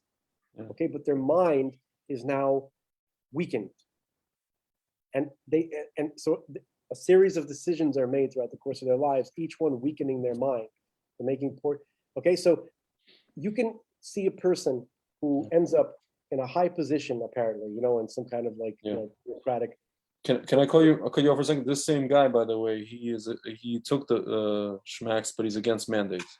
He was like a normal, right wing guy, but he took the stuff. And Okay, so not everybody, drinks the same amount of poison. You know what I mean? Yeah. And it depends where you start from. I'm not saying it's exactly the same for everybody, but the point is that some people intuitively understand that this is schmacks. That I'm not talking about just the schmacks that we know right now. Yeah. Everything. Every time throughout your life, when your mind, like somebody offered you to stifle your mind to push you forward in the system, right? Like they offer you a cushy position in the system if you just let us shove this crap in your mind. Yeah. Okay? Because if you shove this crap in your mind, then we can control you. Yeah. Okay? You're going to be unhappy. Your mind is going to feel dull. It's not going to make sense. You're going to just take it. You're going to swallow it. And then, okay, so you get a good grade. There's a promise of, maybe, you'll get into a good school. And then, there's another promise later. Maybe you'll get a good job where you won't have to, wonder where your paycheck is coming from, even though that's a lie. Yeah. Okay. So there's this, this promise that children are made saying that if you do this and do that, and you're going to get a nice, comfortable, there's going to be job security, and you're not going to be, that's BS. It was BS it was a lie. Okay. They don't tell you, look, you're never going to know, it's never going to be clear how you're going to make money. No job is secure. Okay. You can open your own business and you may succeed, you may not. You can try to work for somebody else. You may succeed, you may not.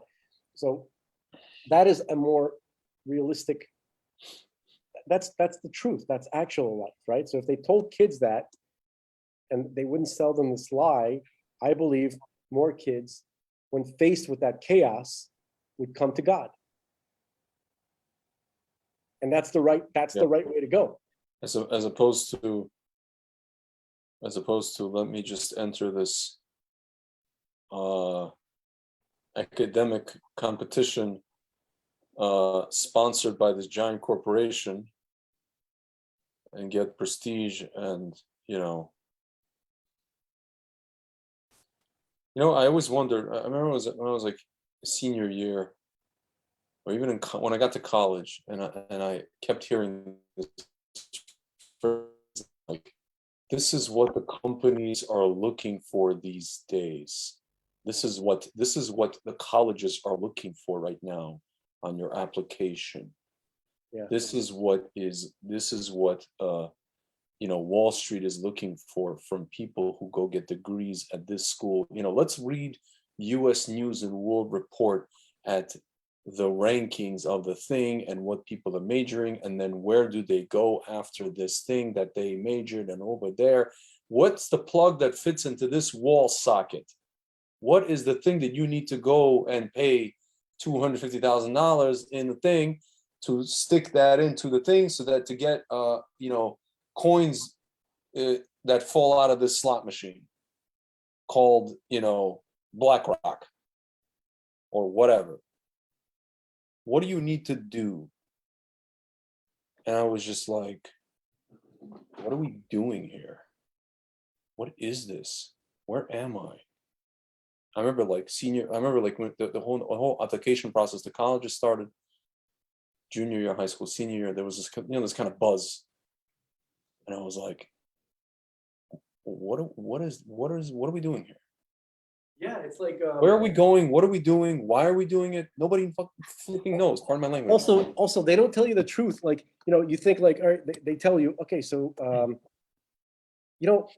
maybe if they told you the truth from the beginning, be like, look, the first 2 years of college, you're not doing like, the if major. You're doing a repeat of high school.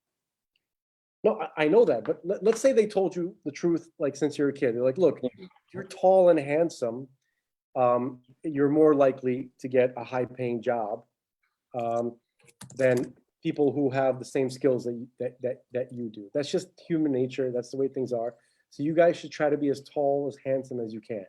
Okay, do what you got to do. Stretch your bones, but that would be closer to the truth. Yeah. Okay. The truth is not told to people. A lie is sold to them since childhood. And, because let's say, you're a kid, you do, you believe what they say, and you do your homework, and you think that you can just kind of make it somewhere based on on your mind and your knowledge and what you've done. And then you realize, wait, in reality, it's not like that at all. You're going to see people passing you who are they have qualities, natural qualities that you were not told you needed to have, that you really can't have. Like, you can't change your bone length. You can't change what people do, stuff like that. They'll get whatever surgeries are necessary to kind of match up as closely as they can to some kind of ideal. Where does this ideal come from? Who's determining this? That's what I'm saying. It's a Sitra Achra. I'm serious. This is a carefully crafted system to stifle the human spirit, stifle the mind, to get people to waste their time on things that to not cultivate their natural gifts, to spend time worried about things that don't really matter, just to kind of get into some kind of false oasis, like a mirage of job security and happiness. Okay, so I wish that instead of being mad, or instead of like feeling sorry for myself when I was a kid, I wish that I would have known that I actually can indeed do math, and I could have taught myself math. And in fact, going to school was a waste of time, absolutely, where my mind was being harmed. I could have achieved much greater things, math related, had I just been left to my own devices. Do you understand how that's a maddening reality to be faced with? Yeah, for sure. Everybody is faced with it. Everybody is. They just don't realize it. My cats are fighting. I have their I think it's my energy that's causing them to hold on. They're frustrated. Get out of here. My cat, he's like upset because there's no one but here but me. Oops. Yeah, so just, can I circle back to Samson, to Shimshon? Yeah, please. So again, I think the theme of this episode is, wow, I just realized something amazing. But okay, so the theme of this episode is people being forced or being nagged incessantly, and then because of that, they end up making a decision that goes against their God-given intuition. The God-given intuition means God communicates to people often through their intuition. For sure.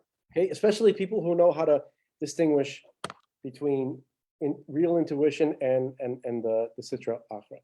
One way to distinguish, by the way, just so people can take, is you won't your God-given intuition will never tell you to transgress the Shulchan Aruch, no matter what. Okay, if it's something, if you think your intuition is telling you to do something that transgresses something that it says in the Shulchan Aruch, then that is not your intuition. That's the Yetzer Hara. So there's other things too, but I think that's a good way to start. Okay? Yeah. So Sure. and there's complexity to that, but so anyway, it's like goes back to this whole discussion of like, you talk to some of these fruit people, especially in Israel, and they say, yeah,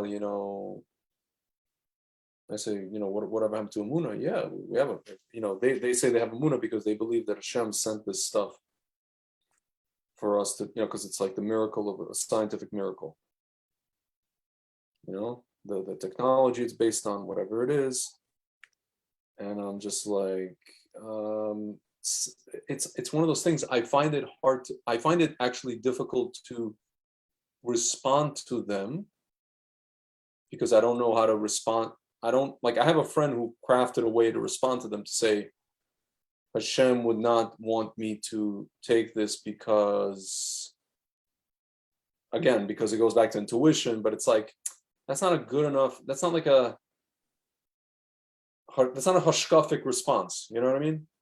I'm trying to think of a hashkafic response, like to say, well, maybe God maybe God created this as a test to see if you believe in him or you want to take this stuff, whatever. That's not good enough. That's not crafty enough. You know what I mean? What's a hashkafic response? My intuition is not a hashkafic response. A lot of these people are like, heebie-jeebie, mumbo-jumbo, what does that mean? I don't know what that means. Even the frumies. So it's like, how do you respond to like, well, Hashem brought us this medicine. No, he didn't. The devil did. What I'm going to say? Like, how can you be sure? Why are you so sure? Yeah. I know somebody that, again, they say it's Sheikhianu or Halal on this stuff. Like, I'm like, did you say bracha with a bracha or without a bracha? Are you Haredi or are you Rav Kook? Yeah. I joked with the person, kind of dark humor. Yeah. I don't know.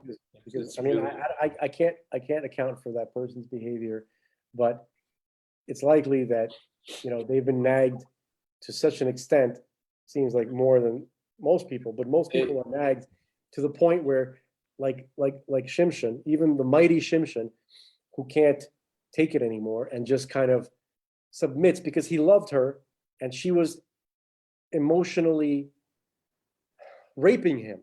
You understand? He it reminds me of Patrice O'Neill. You're raping our time. Yeah, that's right. He couldn't take lying to her because every time he did that, it hurt him greatly to do so. Okay, and she eventually got him. And then so then he went against what his intuition told him. And what does it say? The moment he let him know, in the text it says God left Shimshon. The spirit of God left Shimshon. That's his intuition, partly. Can I read to you something? And I thought, this is something when I read it, I was like, my God, this is exactly what I'm going through. This is at the time. This is this past summer when I was like arguing and I, with family and friends about, and bringing them like sources and or like documents and this and this and this and this. I felt like I was, like you said, your brother felt alone. Dude, I felt really alone until people got it. Some people that I know. So, I like to quote her a lot. What's her name? Hannah Arendt, the woman that wrote The Banality of Evil about Eichmann. She wrote another book called Origins of Totalitarianism. So this is a quote from that book. And then I read it and I was like, wow. The quote was talking about like whatever, Emil's, what's his name, Zola, the guy who defended Dreyfus, I think it was, whatever. Men have been found to resist the most powerful monarchs and to refuse to bow down before them. but few indeed have been found to resist the crowd, to stand up alone before misguided masses, to face their implacable frenzy without weapons and with folded arms, to dare a no when the yes is demanded. AKA, few people have been able to withstand peer pressure, even from people who don't know what the hell they're talking about. It's very difficult. You know? Yeah. I think I'm just stubborn in that way. I'm just freaking stubborn That's good. That's good. in That's that way. very good. Sometimes I wonder, maybe I'm just wrong. Maybe I'm just like being weird and being stupid. I get these like, I call them Amalek thoughts, Well, dude, Suffolk thoughts. dude, it's clear, like, at least, I mean, you're wrong a lot, and I make sure that you know when you're wrong. I quite enjoy it, but your instincts on the vaccine have been right on. Maxine. I know I didn't say what you thought. I said Maxine. Maxine. My instincts say I Waters. Maxine. Yeah. I was talking about Maxine Waters. We were talking about this girl from like the late 80s, early 90s, this black smokestack Maxine. She's a black smokestack with whom I went to junior high school 303. You know what I'm saying? 303. And I had to, and it was like the story of me and Maxine, it's like the Bronx Tale, but in this case, I had to move away to Jersey, and she ended up going to Lincoln High School, and she went with Tyrone, and I just went to my high school, and that was the end. That was the end of me and Maxine, and it could have been Cologilo and the black girl, Yeah. She could have opened the door for me. She could have, opened the button for my car, for my driver's side seat. But alas, me and Maxine, black smokestack, were never to be. Sad. It's very sad. You like how I just made up this Bronx Tale thing? Yeah, that was like a Norm Macdonald moment. So, yeah, he's like, I bought a farm. Yeah, and on the farm there's a farmer next door, and he had like 3 daughters. One was, he makes up some kind of like some anecdote, some ancient anecdote, and he just says like that's what happened to him. Yeah, well, this is what happened to me this week. I bought a farm. Yo, anyway. Can I tell you something? My first day of school in junior high school 303 in Brooklyn, 75% of the class of the school, much less the class, is black. I think I told you this before. Maybe Denise will appreciate this. This is gym class. So gym class, the first day of gym class, it was a substitute teacher. So he goes, all right, guys, I don't really have the agenda for you guys. So what I'm going to do, I'm just going to throw some basketballs and just go and do your thing. And so it's just a bunch of guys. It was like 20 guys. And it's just, we started playing, I think I told you this, we were just playing like one of those one of those games, where one guy shoots and like 10 dudes try to get the rebound and, be the next guy to shoot. Right. Some kid puts up a shot and I basically like sky over. I don't know if you're into basketball. There was a guy who played for the Denver Nuggets. His name was white guy. Last name is Anderson, but they called him Birdman. Yeah, sure. So I Birdmaned over like 10 black kids. Dude with like a mohawk and all the tattoos. Yeah, with tattoos. This is before Birdman. So I Birdmaned over like 10 black kids. I could jump a little bit, I can get up a little bit. So this one kid what? White man can jump? Yeah, exactly. So this one kid who went to elementary school with me, black kid actually, he just yells out, and I get the rebound. He goes, "Oh snap! White boy can jump!" And then like everybody's like, "Oh!" And like that whole ever see that meme where they go the black kids, dude, I gotta stop you, dude. One of the things I love growing up is that all of a sudden, like when you're in a conflict, all of a sudden there's like a black kid who's on your side for some reason. He's like, "Oh shit, you heard what he said?" Like he just like feels like causing trouble. No, then he goes as the protagonist, and I feel great. You know what I mean? Like, yes, I'm the protagonist. Yo, not only that, he goes, and at the end he's like, and then they're about to kill you, and then he's like, "Yo, man, yo, leave him alone." He's like, and one of them's like, "No, snuff him." Like, one's like, "No, leave him alone, man, leave him alone. Don't, he's good people. Leave him alone. He's my boy. He's my son. He's my boy." That happened to me once when I just got the pumps. This is like 1990. I just got the pumps, the Reebok pumps, and I'm walking to. I was wanted to get the tennis ones, the green with the green. Yeah. Oh, those were I played tennis, but I got the basketball pumps, and the blue ones. Well, the blue line, white with the blue stuff, and like I'm walking on Avenue X. This is not necessarily such a dangerous neighborhood, but I guess some of these kids they were like, whatever they were, Hispanic, just like, they were like, "Yo, I like your sneakers." I'm like, "Thanks." I didn't realize what like somebody like saying I like your shoes meant. Yeah, like you're supposed to get it. I thought it was a compliment. No, he's like, "No, I like it." And then like two of them start walking, and then the other kid is the third one. He's like, "Yo, leave him alone. Come on, leave him alone, leave him alone." And I was just like, "Oh, that's what that is." It's like, yeah, I've had a couple of experiences like that. The first time was was on Brighton at the Y, like the. yeah. So there was, I don't know, like I was playing ball over there, and there was this like group of kids. One of them was like in a wheelchair, right? And he was just like, he was cursing me out and like kind of like, this is me at like 9, right? He was cursing me out and he was like making fun of me. He's like, "Oh, look at that Dumbo. Look at that. Oh," he was just like talking mad trash. Yeah.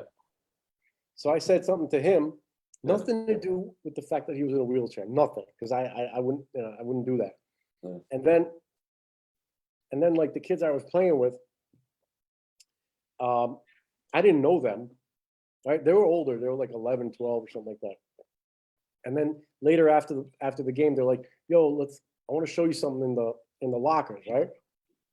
And then I'm like, "What?" I was like, "Yeah, I don't know, they're gonna show me something cool, right?" So I go there and they beat me up. Why?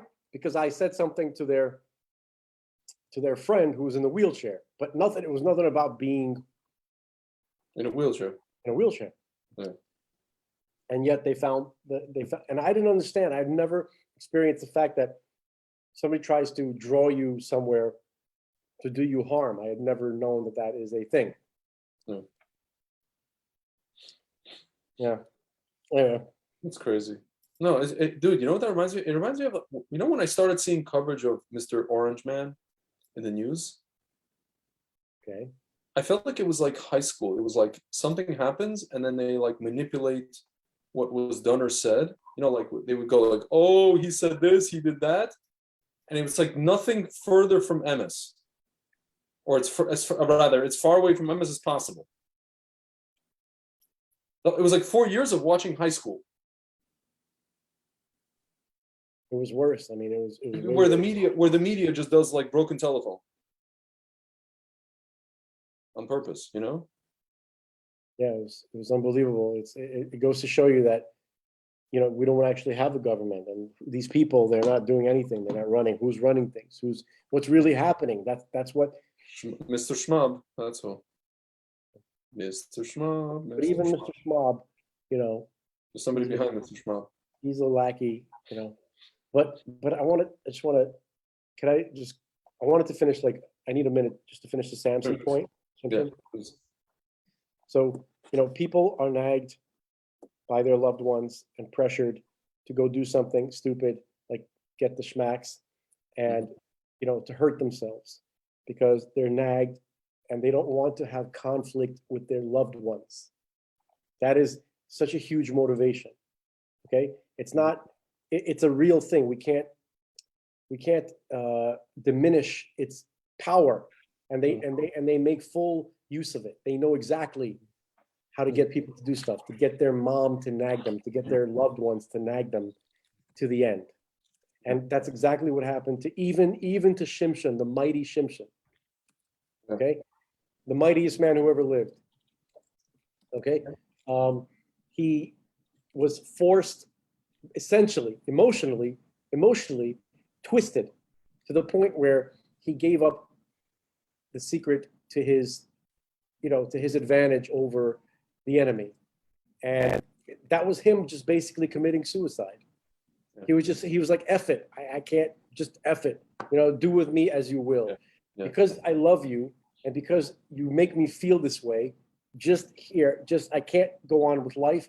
Do with me as you will. That's the decision that everybody has made. Who's taking this. Okay. And it's incredible. Now here is something spooky. Okay. Yeah. So I'm looking at Delilah, right? Her name. Okay. So Delilah is spelled Dalid Lamed Yud Lamed Hey, right? And it comes from a verb or a root. There's several roots that it could be related to, but the most common is Dalid Lamed Lamed. Yeah. But Dalid Lamed Lamed comes from a gate. Did I tell you about how roots emerge out of gates? Basically, here's how Hebrew words are constructed. You have the Hebrew alphabet, and then each letter is paired with every other letter. Each pairing of letters is called a gate. Okay, so for instance, Aleph, Bet, that's gate number 1. Aleph, Gimel, gate number 2. Aleph, Daled, gate number 3. So you match up Aleph with every letter in the alphabet that comes after it, and then you go to Bet. Now, Aleph and Bet have already been paired from the first pairing, so you go Bet, Gimel, Bet, Daled, and so on and so forth. You do the same thing with every letter in the alphabet. So you end up with 231 pairs of letters. Those are called the gates, the 231 gates. Okay, now each gate is like a married couple, and they produce children. Those children are the Hebrew roots, the 3-letter roots that we are familiar with. Yeah. Okay, so Delilah, whose root seems to be Dalid Lamed Lamed, or sometimes it can be looked at also as Dalid Lamed Hey, right? So the gate that she's from is clearly Dalid Lamed. Okay, but also Dalid Lamed is actually a word used too. Apparently it's an adjective, which means something that's poor or weak or low, or something thin, not substantial, a drooping, something that droops. It's like it's kind of like missing. It looks like somebody let the air out of it, It's like something that is missing its spirit, something, the life force was sucked out of it. Okay? And so this is, and then there's a verb, Dalid Lamed Hey, and it means to hang, and that it describes the act of retrieving water from a well by means of by a traveling bucket. So this is the related to the idea of drawing, like pulling out. Okay, just like you can pull water out of the well, you can suck the spirit out of a person. Okay, there's a lot of words that are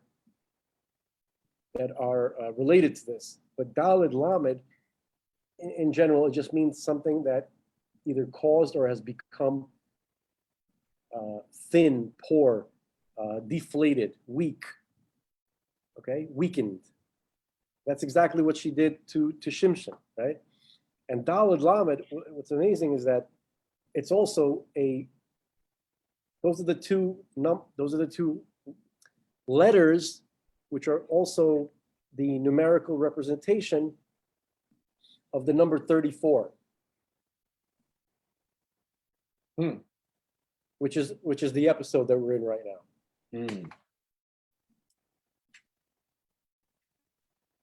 So what to call it?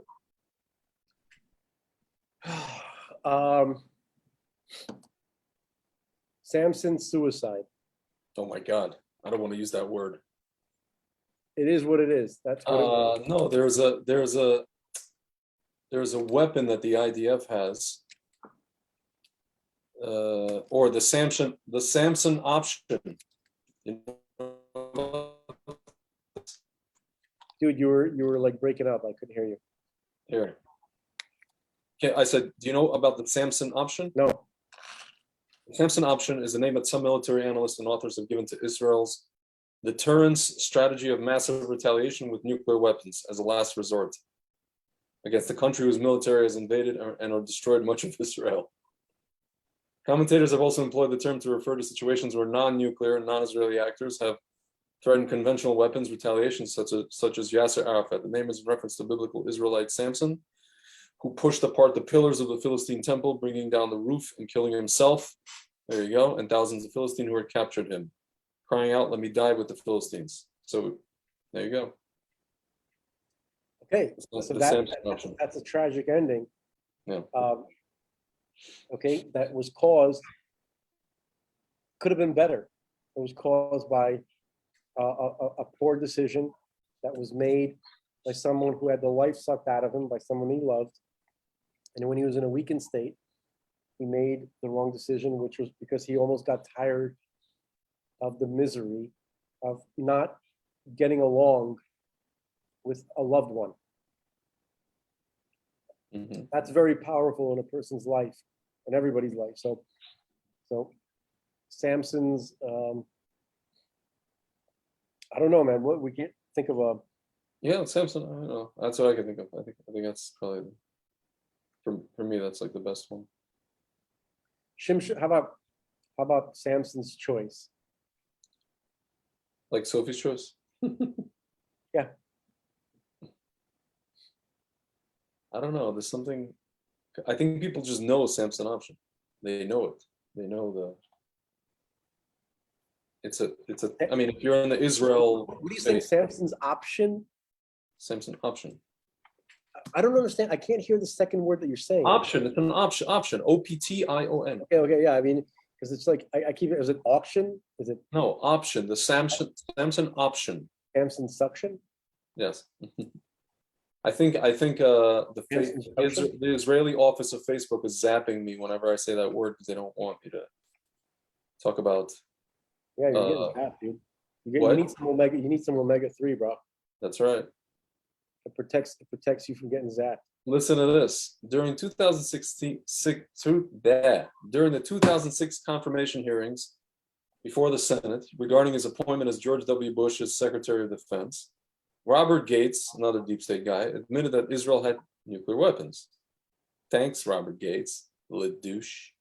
And 2 years later, in 2008, former President Jimmy Carter stated the number of nuclear weapons held by Israel to be 150 or more. Dude, this is that's like, he should be imprisoned for that.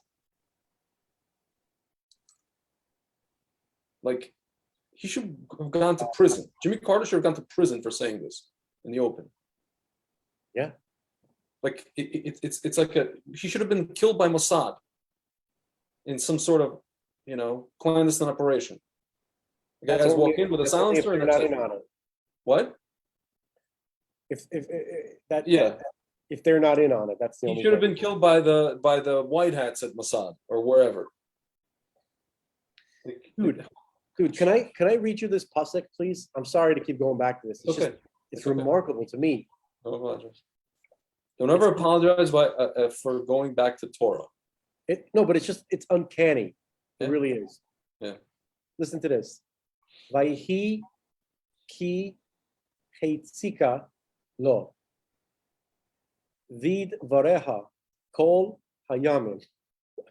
Vate al sehu v'tiktzar nafsho lamut. So basically the translation is, finally, after she nagged him and pressed him constantly, he was wearied to death. I always say, man, Baruch Hashem, that at the end of this whole process in the summer, that I was talking to, let's say, my mother and my father got it. My mother is a person who went through the Soviet Union. She started seeing what was being done by these mandates and by this government, and she understood that. She finally started making the connection between the what the government is selling and the way that they're behaving. That there is no more decoupling, as the people like to say. You have to decouple their methods from the product. But she understood it as a former Soviet citizen. There is no And Baruch Hashem, now I had a person, with whom I could speak to where there was no more, kind of back and forth and Suffolk and whatever it is, At least I had some sanity. And that's basically it. Because I thought I was going insane. I mean, Baruch Hashem, I have a group of friends, especially in Israel, to where, we have these meetups, whatever it is, but otherwise it's just, you come across people, especially here in America, and they just went for it. And again, these are not people who agree with mandates or anything. They just went and got whatever they got. For this reason. Whatever they're like work. One guy said, I tried to push it off as long as I could. They work in medical field. They have 5 kids to feed, 4 kids to feed. What can they do? They're not going to go. And they're not going to quit their job. They don't have that. They're not there with the bitachon. They're not there.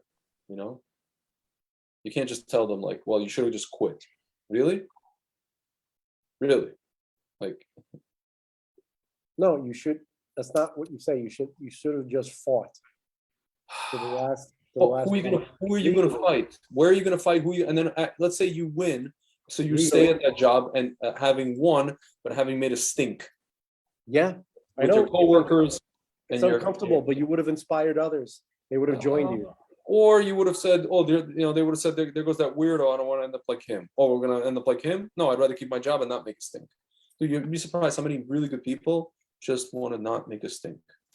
They just don't want to stink. Because with their farts. They've been nagged to death their whole lives, and they have no spirit, no fighting spirit whatsoever. For sure. But you know what, man? I don't know what it is. I was also nagged to death my whole life, but I fight the stuff. Okay, so like God, so God gives a little extra to some of us, so that we can help the rest. Yeah. That's the only reason. There's nothing special about us. He just gave us some. I know, dude. I really have no. That's probably the one thing I could say for myself. I never had if anything, peer pressure makes me not want to do it even. Meaning, peer pressure. When I see a scene before me of a bunch of people yelling at me, 20 people yelling at me to do something, I say something inside of me says there's something wrong here. It makes me not want to join them. Just out of, even if it actually is the right thing, just out of like principle, I don't want to join you guys just because you're yelling at me. It's like when the wife is screaming at the husband, to do this. Like I always tell my mother, I'm like, don't scream at, my father. Like if I was him, I would just stand up and leave. I would out of spite not do it just because you're yelling at me. Out of spite. It's like those people. Out of spite, I don't want to do what they're saying to me, even if it's right. Like this idiot, this guy in a minyan, older guy on Shabbos. They knew I had shmovid and that I wasn't vaxxed. He goes to me, so do you now regret not taking it? Oh, he asked me kind of like in a very even. I'm like, nope. He's like, why not? I'm like, because there's treatments. And I'm like, I'm gonna take something that I don't know what it is. He's like, I'm like, no, I'm like that has side effects. He's like, how do you know that what you took don't have side effects? Because I'm like, because I know. And then the next question, if you had known that you would have gotten shmovid, would you have taken the thing? I'm like, you're asking me if I had nevuah, if my grandma had balls, which should be my grandfather. I'm like, I don't understand. Your question is a non-question, this guy, From this conversation, if I would had an inkling to take the stuff, just from this conversation, I for sure will not take it. If I had a 5% chance I was going to take it, which if I would have, for sure now I'm not going to take it. Just from that obscene, asinine exchange. You know what I'm saying? I hear you. If my grandma, it was the equivalent of like, if my grandma had balls, if you'd be my grandfather. That's what he asked me. Yeah. I'm just like, this guy, this is an intelligent person who made a career in some field and was successful and got married, had kids, grandkids. Okay, so in answer to that, answer your own question. Do Mizrahi. Do the Mizrahi impression. Why? Because we are the dumbest nation on earth. That one. No, this man, he cannot even sign his name. He makes. Oh yeah. Oh, that guy could sign it. No, this guy could sign his name on a thing on a contract. He's actually quite, this is The not one point of is, these it guys, doesn't 42nd matter. Street guys. Oh, the It point is, doesn't matter. It doesn't matter. And you know what he said to me? I mentioned the plotzing soccer players. He goes, well, when it's our time to go, it's our time to go. I'm like, so all things being equal, so if it's our time to go, you might as well take your chances with the thing that they're trying to make us go from, as opposed to the other thing they're trying to make us go from. I'm like, when he said that, I was just like, I'm blinking profusely like this. Like I was like, and then the Baruch Hashem, the minions started, Ashrei. I was like, oh my God, I can't continue this conversation. This is just, it's maddening. I couldn't. God. Anyway.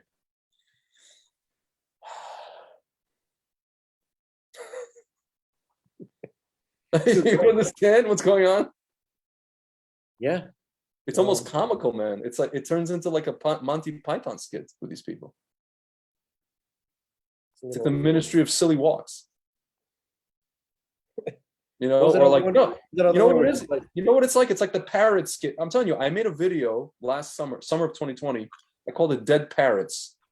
The guy that comes in and he's like, this parrot is dead. He's like, no, you could see it's dead. You could see it. Yeah. Your lying eyes are telling you that it's dead. No, it's pining for the fjords. Plumage. There's this whole skit. The guy's like slam goes, it's freaking dead. Yeah. That's an old skit. That's like early 70s. SHIT is dead. Your eyes ain't lying to you. No, it's just pining for the fjords. That's what they're doing. They're telling us that the parrot is pining for the fjords when we know it's dead. And then you turn in, and then you have these discussions with people that it's just like this absurd, the book of Cyril from Life of Brian. That's what you're getting into, What was it? The book of Cyril? Cyril. Did you see Life of Brian? Monty Python? Cyril. I did see it many years ago, man. I can't. When he's doing like Nevuah, he's like, and in the book of Cyril, whatever, some obscure Nevuah that is not actually a Nevuah. Dude, I have to I have to review all these movies, but we have to study Hot Shots Part 2, President Benson. Did I send you? Oh yes, you did, and I put the picture as the thing. Dude, President Benson, Lloyd Bridges, greatest deadpan. That is Biden. That is Biden. No, but that's Biden. No, that's Biden. Except Biden as Benson was at least not a coward, and he wasn't evil, right? And he was like, so that character, everything else is pretty much the same. It's crazy. Yeah. Yep. President Ben, how could I forget Lord? It's unbelievable. It's like the Sitra Achra wants you to forget that movie because it's such potent meme material. How could it not be? How can the right not be using that constantly? It's perfect. Perfect. Yeah. Goes to show you they're not fighting. Yeah. Yeah, for sure. So what's Listen, really man, happening? you know how we know that these guys, and I made a video about this today, my robe. Again, I always tell people, if you remember World War II history, when that stupid video that they turned into many different versions, Downfall, the Hitler when he's in the bunker. Yeah. So that scene, when they're telling him that he's about to lose the war. So I don't know. In Downfall, it wasn't really so evident, but in real life, he basically doubled down on the camps, on the killing of the camps. Yes. And you see with these guys, right? Shmo Miron. They, on the one hand, they're saying the Shmexin doesn't work on it. On top of that, Shmo Miron is not even that supposedly bad. So, but yet they're telling us to take more Shmexin. What does that mean? That means they know that they're losing, and then they have to, quote unquote, dump inventory. They're doing a fire sale, and they have to double down on whatever it is that they're pushing to kill more and more. You got to keep the gas going. You got to keep the Zyklon going here. Absolutely. At the risk of offending really care, but whatever. So that's what's up. I saw some headlines. Biden extremely confused when asked if he would travel to Colorado. It's crazy. See, Hold the on. thing is, I always tell my mother, because she's always about Biden, bidon, schmidon, and it calls him bidon. I'm like, you're focusing on the, it's like the kids that are in the auditorium looking at the magician. You're looking at where the magician wants you to look, instead of looking at behind the stage, behind you, at the ceiling, and left and right. That's where you're supposed to be looking. Don't look at the, they are telling you paying no attention to the man behind the curtain, and you're paying attention to the show in front of you. Okay, but pay attention to this. Yeah. Los Angeles public schools canceled their vaccine mandate after 30,000 kids were not complying. There you go. Schmaxine. Were these kids black by chance? I said Maxine. I was talking about. Oh, that's Maxine. Yeah. Oh, my girlfriend that I lost in junior high school. Yeah, the one who's the 90-year-old one, the one who's Waters. Oh my God, that's scary. God, she looks like. Imagine if Jabba the Hutt went on a weight loss plan. She could have been hot when she was young. Who knows? Probably, but it's hard to like. I don't want to say this, but like, is it possible that Nancy Pelosi was a smokestack? Oh, she for sure was. Right. It looks like Nancy Pelosi was when she was younger, she was a relatively attractive woman. Oh man, that's hard to say. Yeah, no, Dr. Gottlieb. She was all right. She was like not. Yeah. Dr. Gottlieb now admits cloth masks don't provide protection against Schmovid. Yeah, dude. You know who Nancy Pelosi's father was? Do you know who he was? Do you want to know who he was? Gangster. His name was Thomas D'Alessandro. He was a politician who represented Maryland, and he had all kinds of connections with the mafia, and he did all kinds of shady stuff. He was appointed by JFK to some kind of board, whatever. He did all kinds of shady stuff. Interesting. D'Alessandro strongly supported the Bergson Group, a political action committee set up to challenge Roosevelt's policies and the Jewish. So her father actually tried to get Jewish refugees into America,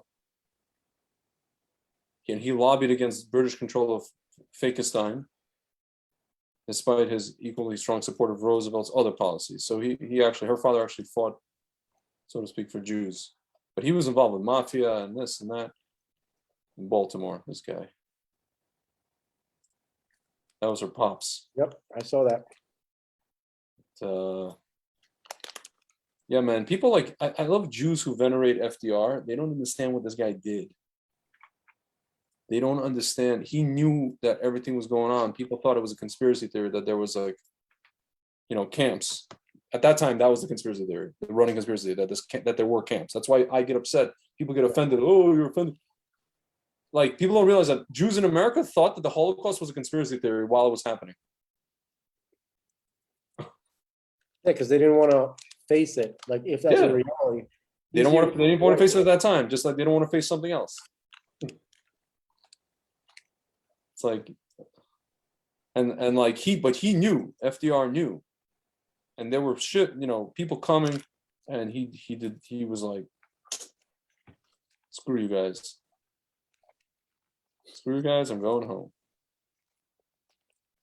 Former FDA Commissioner Gottlieb stands against mandated schmoosters for Schmids. Notice how all these formers who were like the former Schmeiser guy, Gidon, is fighting against. They know. That's why they're formers. What is it? The current this lady quit the FDA one. What was it? A few months ago, she quit in the middle of. Everybody's like, who quits during a pandemic? Schmutcock. Not Schmutcock. This woman, no, that Schmutcock replaced her. Here, what's her name?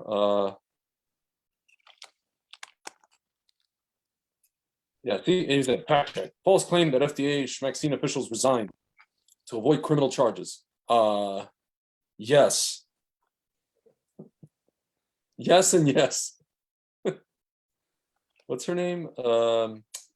Marion Gruber. Marion Gruber and Philip Krauss, the director of Schmacksine's research of the FDA, and Philip Krauss, the deputy director. Are you kidding me? That sounds August like 31st.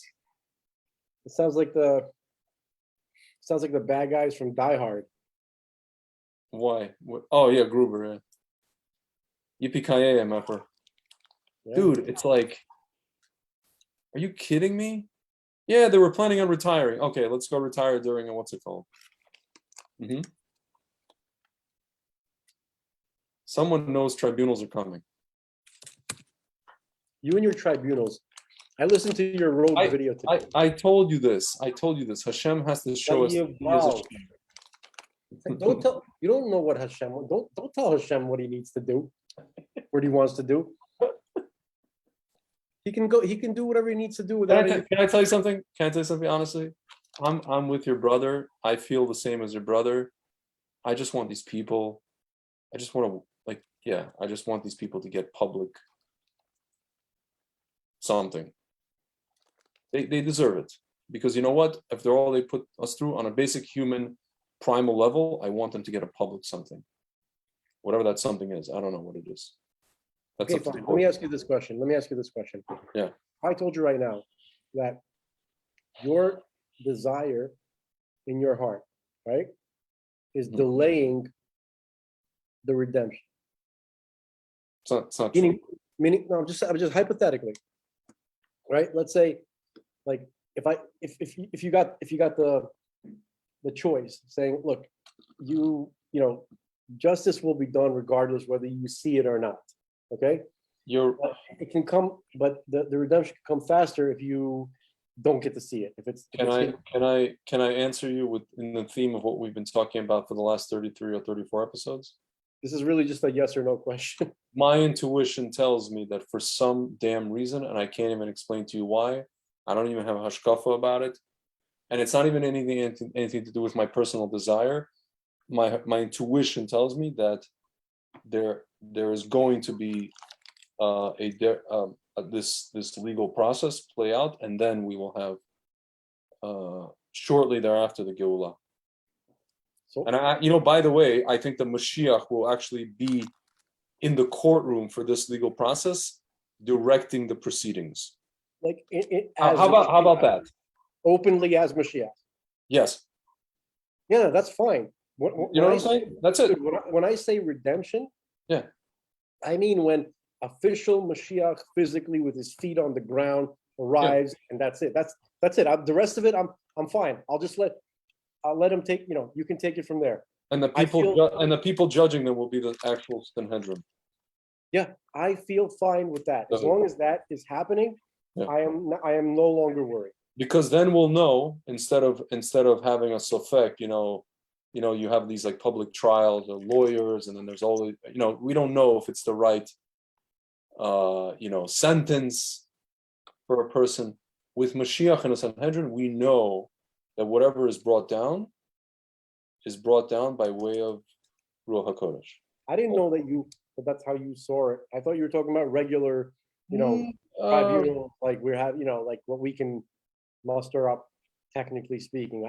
Because that's no. You know why? I apologize for not because if it's not going to, it for sure will not be televised by the pedophiles at CNN.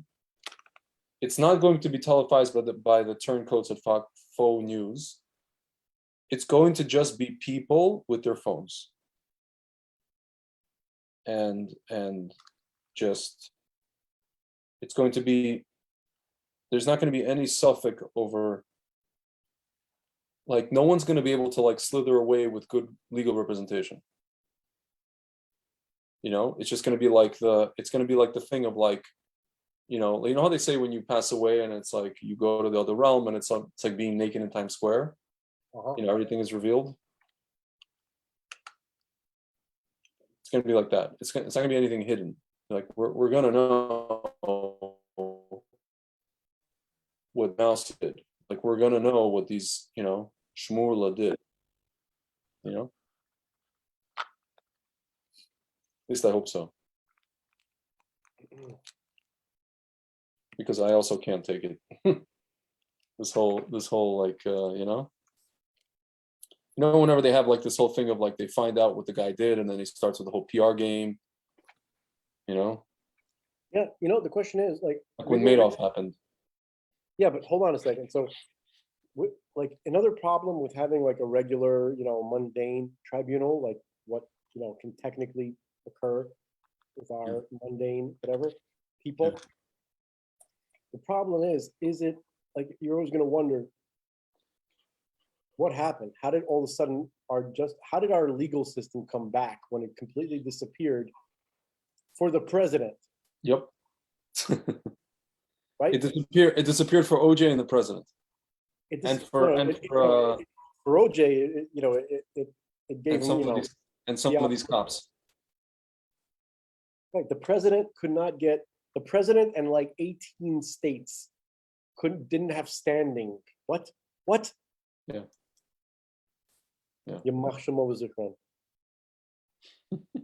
Okay, so basically, so all of a sudden, justice. What are we supposed to?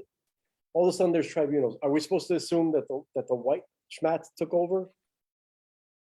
No. Oh, you meant in the other scenario. Yeah.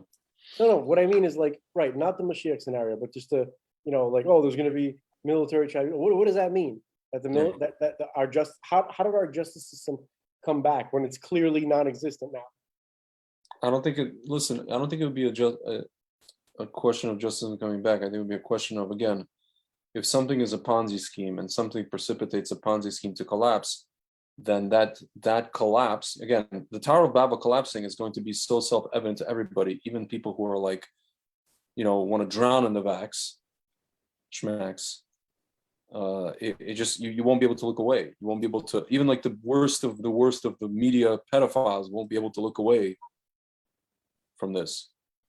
Even they will have to just admit, like, oh my God, like this is freaking like today. Listen, a guy from Columbia University, actually a Greek. What is it with these Greeks?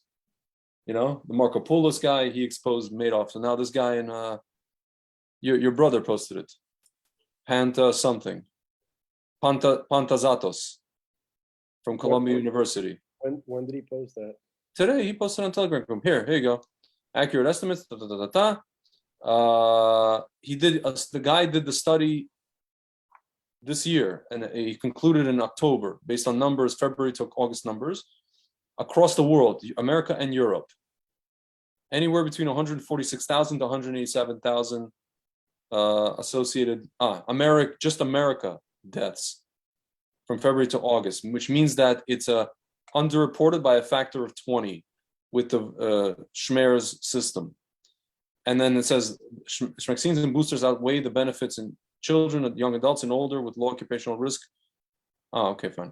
So the risks of this outweigh the low occupational risk or previous exposure to the disease. And people come and say, well, this Schmerz is a faulty system. You could report that you're like Incredible Hulk or something. Okay, so now you're telling me that a system that you trust, a system called the Shmidi Shi, the CDIC, made the Schmerz, which is faulty.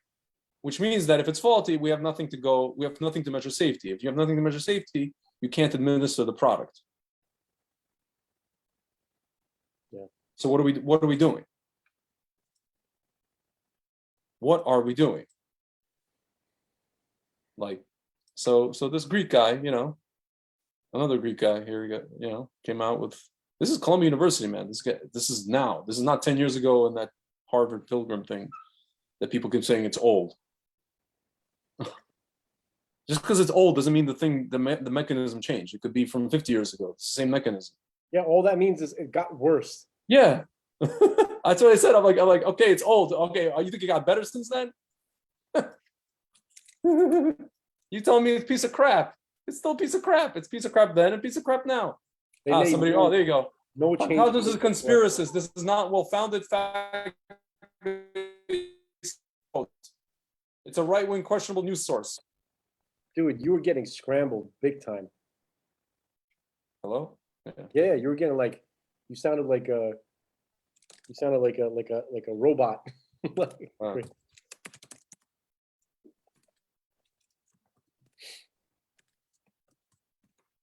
what is happening? I'm responding. Is Columbia University a reputable source? These Depends. people, I'm telling you, it's all about like reputable and this and that. Oh my God. Some of these people, I'm telling you, some of them are just they're just like they're agitprop, they're paid agitprop agents to be on Twitter, which is like the worst platform ever made, by the way. What do you mean? Like as an interface? No, like these people write stuff that's just like it's you can read the responses. It's like agitprop. It's not meant to have like be a conversation. It's just meant to be like propaganda, you know? They're writing to you propaganda slogans. They're not actually having a discussion. It's crazy. But like you say, you know, some of these people are just literally paid trolls, you know? Absolutely. By the way, what do you think of this Dr. Sucharit Bhakti? You know this guy? I've heard this name. He's a Thai guy, but he's in Germany. And he basically has a video. He recently made a video saying how like this stuff is killer, but he made a detailed video probably last year or a few months ago, basically describing the mechanism by which these spikes wear away at the inner lining of people's vessels. And the thing is, you don't know how long that's going to take. You know, that's why you don't see everybody just plotsing. Some people plots, but most people are more or less okay, right? Also, also you talked about earlier the potency of the batches. You know. Yeah, different batches are different, whatever. But even then, like, even from the worst, so to speak, batch, overwhelming majority of people are not plotsing, right? There's a good amount that are, but like most people are not. Some people have no problems at all. I mean, they either got what's it called, the placebo or whatever. But so this guy explains the whole like wearing away over time, like which is what I told people. I said I keep telling people the Chernobyl effect. You know, you don't know something is dormant. You know, 5 years later, 10 years later. You know. So he made a video about that, and you know, of course what do? He said something, I don't know, he made some comment a few years ago and they branded him an anti-Semite in Germany. And that's it. Anything he says is basically, you know, the usual stuff. Yeah. It's just, I don't know, man. Scary. Tic Tacs. Yeah, I like to talk about Tic Tacs. There's not much news. You know, I'm always kind of looking into it. Listen, we're 2 hours and 37 minutes in now. Well, so I think we can do that on 35. Yeah. Could I quickly summarize, I think, the most important takeaways? Yeah. Before you do that, try to speak to your brother. Whatever. I'll talk to you in private about that. Fine. Okay. Go on. So basically, you know, it looks like we talked about something that we haven't touched upon, the fact that how powerful our relationships are and how, and how powerful being nagged and being pressured by our loved ones is. It's probably the most powerful influence it can be in our lives. And they counted on it, and they used it very similar to how the Philistine governors came up to Delilah, scared her into saying that we're going to kill him anyway, and we're going to torture him, and this and that. And so his only chance is for you to tell us something. And if you tell us this, we'll keep him alive and we'll reward you with lots of goodies. Okay? Yeah. Which is similar to what the Sitra Achra has done to people in terms of the Shmak scene. And it made, you know, so who is Delilah in your life? It could be your girlfriend, it could be your little brother, it could be your mom, it could be your grandma, it could be your best friend or whatever. Okay. Yeah. And even though, she was threatened, and scared into trying to save you, but she's emotionally unstable. Mhm. And then the only way that she could get you to do something is to wear you down. Okay. Wear Yeah. you down and force you to make a decision to where you just kind of say, you know what, I'm going to throw my life away. Do you want to know something? I learned very, very well the lessons of Baruch Hashem. I think Hashem sent me on a journey when I was working in trading stocks. From those 8 years, even more now, but 8 years in particular, working at the place that I worked, I learned the technique or the method of two things. One is simply not doing what's called angry trading. Like when you are in angry mode, you make dumb decisions. And on top of that, not to make decisions based on fear. That's a primary thing that I learned at that job. Yeah. And this is, I noticed myself telling my my family this is in the summer when I was back and forth, whatever. I was like, I'm not going to make a decision based on fear. Because I felt like that a lot of people even in my family did that. And I saw a lot of people do that. And I said, I'm willing to, I don't want to say, but people say I'm die on that hill or whatever it is, I'm not going to make a decision based on fear. And that's Yeah. basically it. If anything, it's like I'm making a decision not to take the stuff based on the fear of it.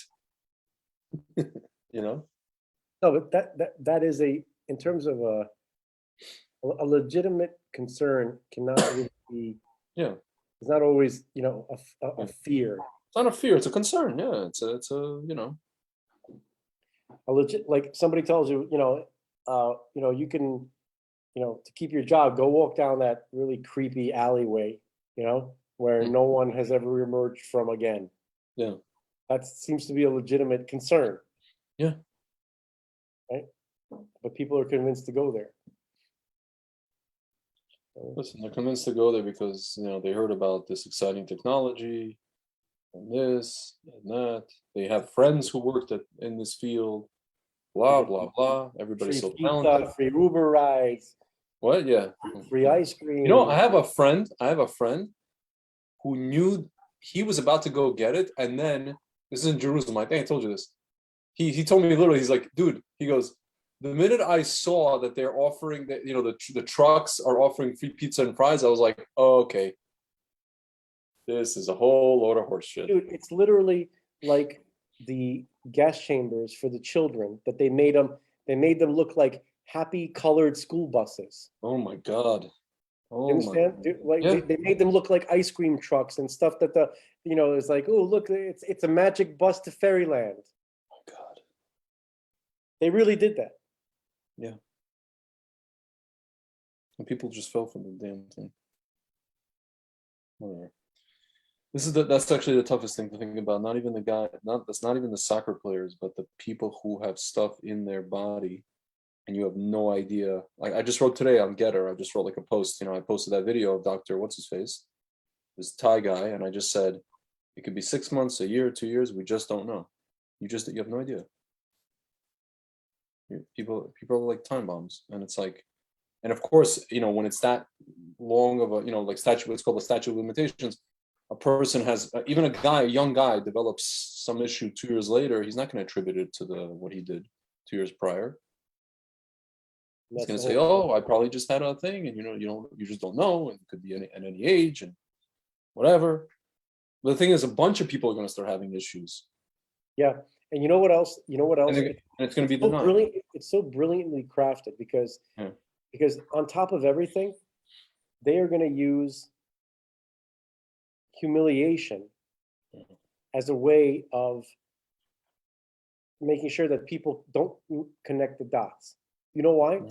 Because that would mean a person has to face the fact that they made a very, very bad decision. And they made a big stink about it too. You know, they made a whole big show about it and made an ass out of themselves. And so now, if they begin to attribute what's happening to them and their loved ones to the horrible decision that they make, they will not want to do that. And that is a further shield for the people who plan this. It was masterfully crafted. Okay, using human nature, using nagging, emotional, it turned your own family, the thing that you love the most, it turned it into it weaponized your loved ones. Okay, and then it preyed upon your ego. And all of those things shield the people that plan this, just because they understand the weakness of human nature so much. It's unbelievable. Yeah. You know? The thing that kills me is that when it comes down to it, it's just, Jews have gotten into their heads, doesn't matter if it's religious or secular, that the only threat to them, the only thing that poses a threat to them in life is, they just had this rally outside the Bay Ridge Foot Locker, anti-Semitism, they attacked some guy with an IDF shirt. I heard that. My uncle was telling me something. Whoop-de-freak, and I'm just like, whoop-de-freaking do. We have bigger problems now, people.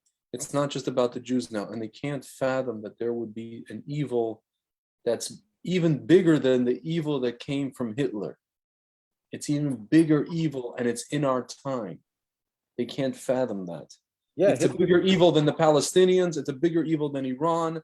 It's a bigger evil than Hezbollah. It's a bigger evil than a homegrown whatever. Hitler didn't have the tools that they have. He would have, if Hitler was alive today, he would be doing what they're doing. Yeah, for sure. With the tools. Yeah. And they can't fathom it. They think the worst is over, so to speak. There can never be, they keep repeating that stupid line, never again, never again. Never again what? Okay, so it's clear that it's clear what the bad guys are doing. We know why they're not going to win, because God won't allow it.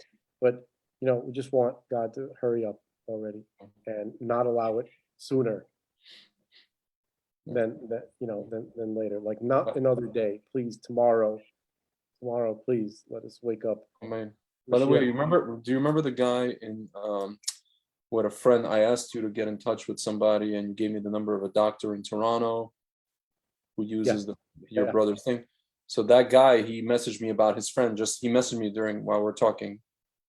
He goes, "Tzvi, I want to update you about my friend. So-and-so is responsive, transferred back to the original hospital where she was at. I guess a different hospital in Toronto. Still on the ventilator, opening his eyes, not speaking yet, Baruch Hashem." And I asked him, was he given HCQ or IBM? He said, I don't know the details yet. Unfortunately, there was a lot of Tehillim prayers, that's for sure. That's all I can say. Wow. Unbelievable. That's still going on. That was weeks ago. Yeah. Can you imagine, man, how much, how much stupidity happened in this hospital? Not even that. It's just, worldwide. It's just, it's really people have to ask God to hurry up. Yeah. Because I ask him every single day. Obviously, me whining at him is not enough. I wish I could whine. Yeah. I wish I could nag. Delilah. Why, like Delilah? Yeah, God as effectively as she nagged Samson. It seems like sometimes God is impervious to our whinings, isn't he? Yeah, I don't know. Anyway, man. I don't think so. Actually, I don't think he wants to be. I agree, but it's just like, like you said, what's the holdup, You know what the holdup is? The holdup is this. Jewish people, right, are like, oh, whatever you want, God. Yeah. The frumies. Yeah, whatever you want, God. If you want to keep. Gamzala. Yeah, if you want to keep this going, then who am I? who am I to, there must be a good reason why all this suffering's happening. You just can continue doing. We're too bashful to ask you for, oh my God, that's personally what I believe. Okay. Where people are like, fuck, people basically have to be like, fuck it, come on. They can't even, Yeah. they're cursing. Oh, everybody has to become Breslov, go in the forest and scream. Yeah. I don't know about that. Whatever. I'm saying like Have everybody has a to just real go. moment, just Yeah. really turn to God, like he's real, and say, can you please do something, please? Like he's real. They don't do that. Because They because daven people, 3 times a day with because they because learn Gemara. it's hard for me to believe that anybody that doesn't do that is actually. I'm not saying I'm right. It just personally for me. Yeah. Anybody who's not freaking out, is not yelling at God in a emotionally unstable way, Yeah. right, is actually talking to him. Yeah, I know. And it's Yeah. funny. It's funny because these frum Jews are the ones who tell us that we're guys like me are the unstable ones. Yeah, I am unstable. This is a horrible world, and you have to be unstable. That's the normal reaction to this place. Okay, You have to be unstable. You have to be unstable to be stable. And if you're not unstable, you are something's wrong. Right. So just being cool with the way things are is creepy. Yep. Being zen in the midst of chaos. Okay. You could always argue, well, what is your chaos, contributing? Is it making things better? Yeah, because I'm pointing it to God. But You're answering to it. You're answering to the problem. You're addressing the problem. Whatever. There are too many tzaddikim. Maybe that's the problem. Yeah. Oh, tzaddikim who are not affected by this? Yeah, they're just like, oh yeah, whatever you want, God. These people are, according to my rabbi, these people are fake tzaddikim. They feign like they're tzaddikim, but they're not actually tzaddikim. I don't know. I'm talking about real tzaddikim. Oh, real tzaddikim? No, that's something else. No, I'm talking about the ones who are like, the guys. Again, these guys who do daf yomi and steig and daven 3 times a day with a minyan. But they're numb to connecting with Hashem and with their own, like you said, intuition, internal. The Rebbe, I'm sure people will debate this fiercely, okay? But it seemed like, from my instinct, my intuition, it seems like the Rebbe wanted people to get emotional, like for real. Like, can you just like God, like please, because if you're not doing that, look, you're doing that to someone. Mm-hmm. Let's be honest. You are channeling that angst and that fear, that anxiety to someone. Okay. And if you're calm and zen while you're davening, then that true emotion, that true desire of please help me is going somewhere else. Mm-hmm. It's going to the shmak scene, or it's going to some other idol. Yeah. Okay. And Rabbi Bax, very interesting. He said that whatever true feelings you have, even if it's disgust and blind fury and hatred against God, at least put it on the dome, put it on the foundation stone. Project it to the place where the Aron HaKodesh in the Holy of Holies, that foundation stone, okay, put it there. Yeah. Okay, because at least you are giving it to God. At least you're having a relationship with God. Yeah, of course. No, listen, my rabbi Rab Dor says, Hashem just wants your emet. He doesn't want your lies. He doesn't want your lies. That's basically it. I put, I fear to go on Facebook because every time, there's they have these animal rescue, if you ever click on one of them, now 7 of them, right? And they're in your feed forever, right? Yeah. There's one horrifying, emaciated dog, one dog with its face, half of its face chewed off. And I put that dog right on on the foundation stone. By the way, as you're saying, How many of that, those dogs do I have to put there? as you're saying that, I'm looking at my cat and he's sitting here like a and looking and maneuvering his ears like a radar. It's really funny actually. And he's just wondering where everybody went. And I don't know what he wants. He wants something. Anyway. Did Fruma make make contact with you? Did she? She's watching our thing now. And yeah, B'ezrat Hashem, her mom is getting supposedly better, but there's just been a lot of malfeasance on the part of these stupid people or whatever. Let's wish her a Refuah Shalema. Also, my brother. Yes. And my uncle.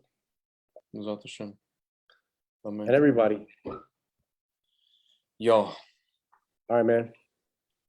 It's been real, and we'll talk in a bit. Yes, sir. All right. All right, man. Later. Take it.